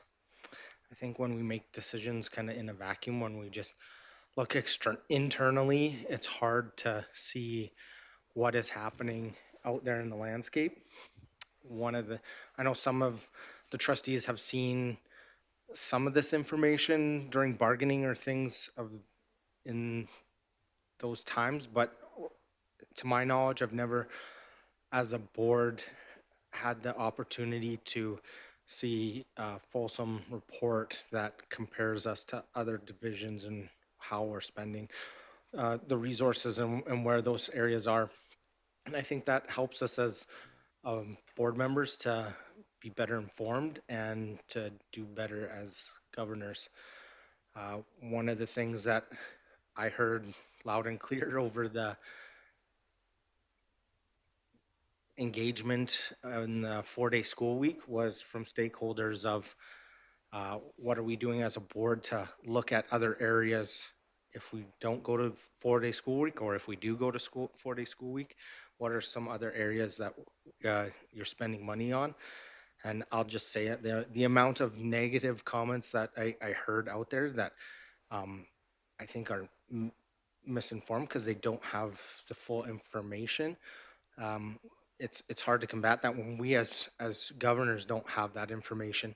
Comments that the board is wasteful and spending money on things that there may or may not, that division office is top heavy. I think those are all comments that we heard as trustees, and not just recently, but some of us in the past too. So I think this helps address us as governors getting all the information we possibly can at a time when it's prudent, when we make decisions that are financial, have huge financial implications for the division. So I'd ask for support in this motion.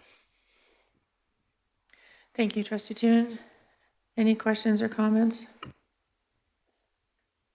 Trustee Charchin?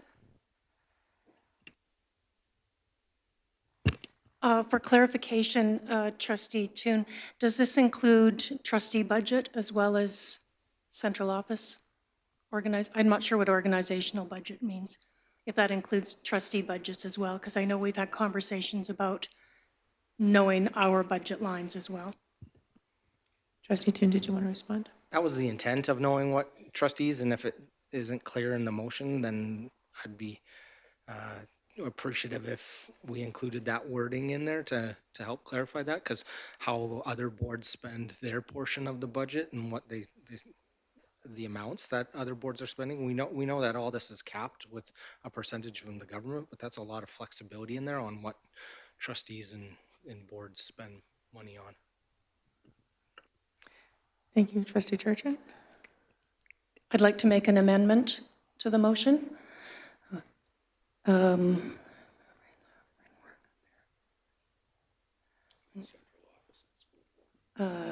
administration prepares a comprehensive report, including, is that where it would go?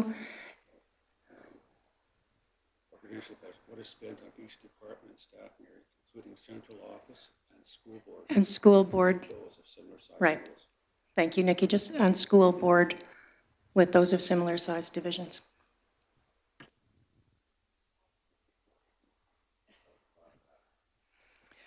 Okay, we have an amendment on the floor to add school board in after central office. So we're speaking to the amendment now. Trustee Kimber? Yeah, school I'm board. sorry. Need to, okay, sorry. I forgot Trustee Poitras had her hand up. It's okay. Go ahead, please. School board doesn't mean trustees. It means the whole school board. So I don't think that this is a good amendment. I think to get where you're going, I think you're looking more, we want all of the information in the administration section of our budget. Trustee Charchin, did you want to? I'm not sure how to go about that. My intent was school board trustees in that amendment, as well as the central office budget. So I'd need direction on how to get the wording to align with what my intent was. Did you want to speak to the alignment piece, trustee Toon? Yeah, thank you. I think that including just the word trustees and school board trustees, and that including central office before that would include all the other administration pieces. We're not part of administration, so I think it's good to have the wording in there. That if that would be amenable to the trustees, including the. Well, we can have a word. discussion, yeah. So, Mr. Perry? This may or may not be applicable to the amendment, but there is information that's available to us, and there's information that's not available to us right now. The only information that's available to us is what's on the audited financial statements. So we can ask other jurisdictions for information. They don't have to give it to us. So I don't know if, where possible, central office and school board trustees, because administration budget, trustees and the admin are put together on the financial statements. They're not separated. So challenging to separate that without boards telling us what that is, but they don't have to respond to a request. Thank you for that clarification. Trustee Charchin, does that change the intent of your amendment on how you wanted to proceed? Because we're speaking to the amendment right now.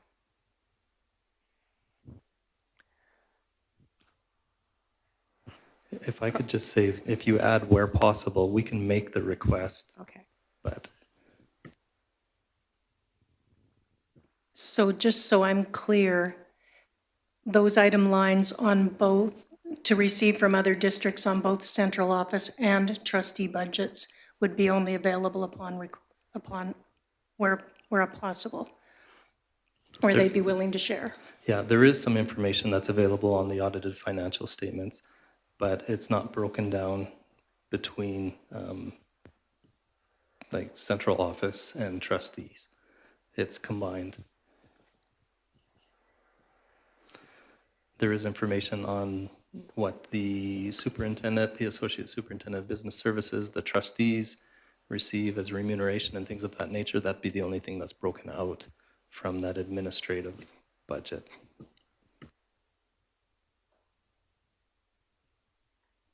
So trustee Toon, were you looking for more information than that in the original motion? Yes, I know that there was additional information that was provided around bargaining and that was more specific and gave some comparators of similar stuff. Again, I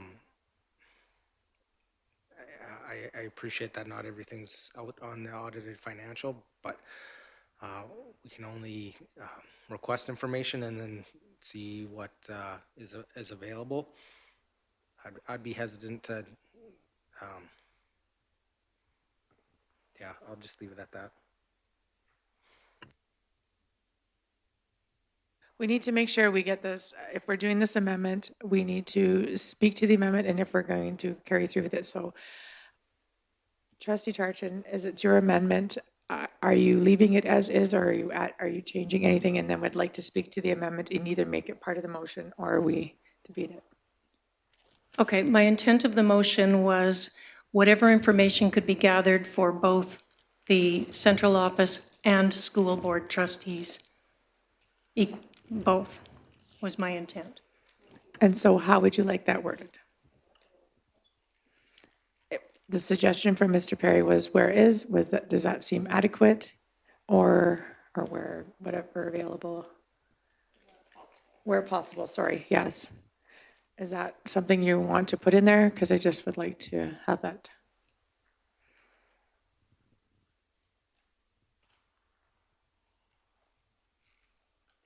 Yes, that would be sufficient.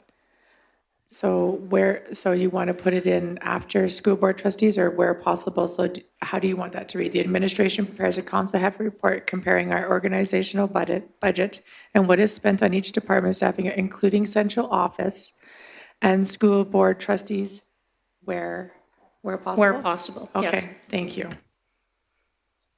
All right, we are speaking to the amendment only. Any questions or comments? Trustee Poitras? Just want to make sure that it's punctuated properly so that it's both like the central admin and trustees where possible. It's not, we're doing this for central admin and then trustees where possible, right? So as long as the punctuation's in the right spot, that it's both groups where possible. And Central I don't office, know what that looks comma, like. school board trustees, where possible? Would that be accurate? Sorry, I know that we have some English majors in the room. I am not them. I just want to make sure that it reads properly, and that it's saying that both are where possible. I believe that the comma would just go after school councils or school board trustees, and that way they're included together. But I would defer to someone who maybe has more knowledge wearing a suit today. You're doing good things for my ego. Let me just read this out loud the way it's reading right now, and then you can. The administration prepares a comprehensive report comparing our organizational budget and what is spent on each department and staffing area, including central office and school board trustees where possible, with those of similar sized school divisions, taking into account student enrollment numbers and geographic considerations. The report should be completed and presented to the board prior to the upcoming budget approval to facilitate informed decision-making. Looks good. Perfect. Any other questions or comments around the amendment? Okay, seeing none. Call the question. All in favor? Yeah, on the amendment. We're only voting on the amendment. Okay, sorry, can you please, hands back up? One, so carried. Okay, and now we're back to the main motion, which now reads, do you want me to read it again? Okay, because it's a lot. Trustee Poitras, you were in the queue to speak. Would you like to speak? Yeah, I just have a couple of questions. I understand the intent and getting the information, and I believe that's important. I know that every year we are audited. We have an audit that comes forward and looks for any fraud and goes through it with our audit committee, which consists of trustees and public members. When the audit goes through, they're looking for fraud, but are they also looking for efficiencies or inefficiencies that are happening? Would they mention those, or is that not a part of it at all? That's not a part of it at all. You better verbally say it for people watching online. Yeah, they're not looking for where we can be more efficient with our resources. They're looking as to whether we've recorded them properly, whether we've recorded them entirely, and whether it's a fair representation of the financial position of the division. That's what they're looking for. They do take into consideration as they're doing their testing whether they come across fraud and things of that nature. But the other side of it, they're not looking for how we can spend our dollars efficiently. Perfect, thank you. So then I also wondered, with the timeline that we have, needing to submit our budget to the government, I believe last week in May. Is this something that could be done in that amount of time? When it says similar school divisions, I assume then we're asking for at least 2, if possible, to be compared to what we're currently doing. So I worry a little bit about the timeline in getting it done. That's just information I want to share, that I personally am worried a little bit about the timeline. The other question I just was curious about is having admin do this. I wondered if there was any consideration for, is admin the best to do this and use of their time, or would it be better to have a group like our audit group or something like that to give us a comprehensive comparison as they have access to more of those things? So just out of curiosity. Trustee Gimber and then Mr. Perry. Okay, Mr. Perry, would you like to go first? Regardless of what group, we're going to have to put it together. So, I mean, you can have the audit team do it as well, but we're still going to have to be involved with putting information together for it. So. Yeah. Trustee Gimber? Thank you. First of all, I don't think it's the place of the audit committee to have to put any information together to present to the board. That is something that we have senior administration to do for us. Second of all, you can take PDFs, export them to Excel, and compare line items. That's the beauty of having all of our templates the same across the entire province. So this should not be that cumbersome to do. It's literally comparing line items on a PDF or Excel spreadsheet. Thank you. Any other question? Sorry, yep, clarification? I just want to say thanks for that clarification. I forgot that the government is the one who sets up how these audits happen, and that they're all the same as awesome. They all have the exact same awesome format and sheet that they have to fill in. Thank you. Any other questions or comments? Trustee Gimber? I'm just going to comment on the overall motion because we're talking about the whole motion right now, right? So I want to thank Trustee Toon for bringing this forward. I think it's something we've been asking for in a lot of ways as trustees for the last 4 years, is a deeper understanding of the numbers, especially within that administration section of our budget. And before we approve another budget, especially when we have such huge budget considerations and questions and worries, I think we need that deep understanding and how we compare to the other divisions that are the same size or close to our size before we can consciously approve another budget. Thank you, Trustee Gimber. Any other questions or comments? Trustee Charchin? I'd just like to call for a recorded vote when we vote, please. Okay.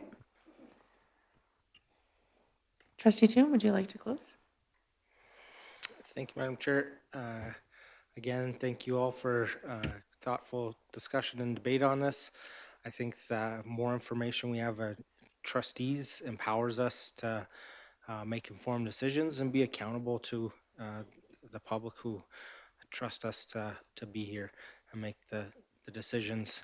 I know that there's a lot of innovation and amazing things that go on in our division, and I think having the information on how things are funded and what dollars are spent, we're still getting misconceptions on how Peaks is funded and all those type of things as well. So having an overall deep dive, as Trustee Gimber so eloquently put it, into the financial area that we have questions. It doesn't come piecemeal, one thing at a time or one item getting raised. We get a correlated report for us to all look at in a timely manner. So I would ask for your support in this motion. Sorry, I should have thought of this earlier. I just have a point for information here. Are you asking for it to come back to a board meeting or to at the earliest convenient board meeting or at a meeting of the whole? Yeah, that's why I'm asking. Like, is it because it just says to be presented to the board prior to, but I don't know how you want that presented. Just however, whatever it works out. I just thought if we needed clarification for admin. No, it doesn't need to be specified here, and I think that anything work that the board does, we present in public. So I would assume that it's public, and if there's concerns about that, I would ask those be addressed later on. Thank you. No point of clarification. Thank you. That clarified it for me. So I'm going to call the question. All in favor? Carried. All right, it's 1:40, and before we go in camera, I would like to do our key messages from today's meeting. Move out of order? Yep. Sorry. I wasn't ready. Trustee Poitras. I think that we should report on the decision around the 4-day school week. So I would maybe say share our 4-day school week. Oh, I know. What's it called? Media release. So. Trustee Long? We could share our enrollment stats with our school councils. Trustee Charchin? Our 25-26 school calendar. Yep.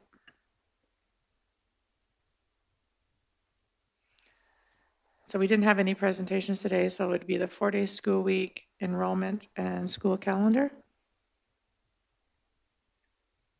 Is that good with the board? Trustee Toon?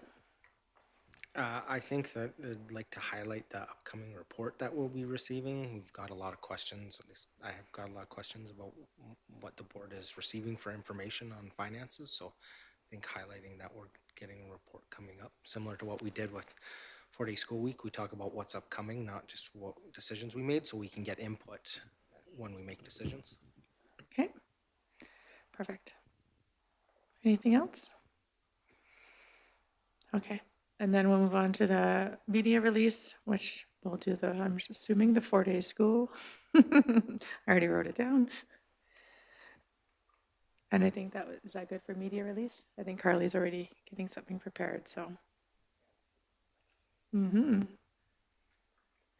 All right, everybody, seeing those are good, I will now like to move in camera, that the Board of Trustees go in camera at 1:42. Can I get someone to please make that trustee? Yes. All right, we'll go in camera.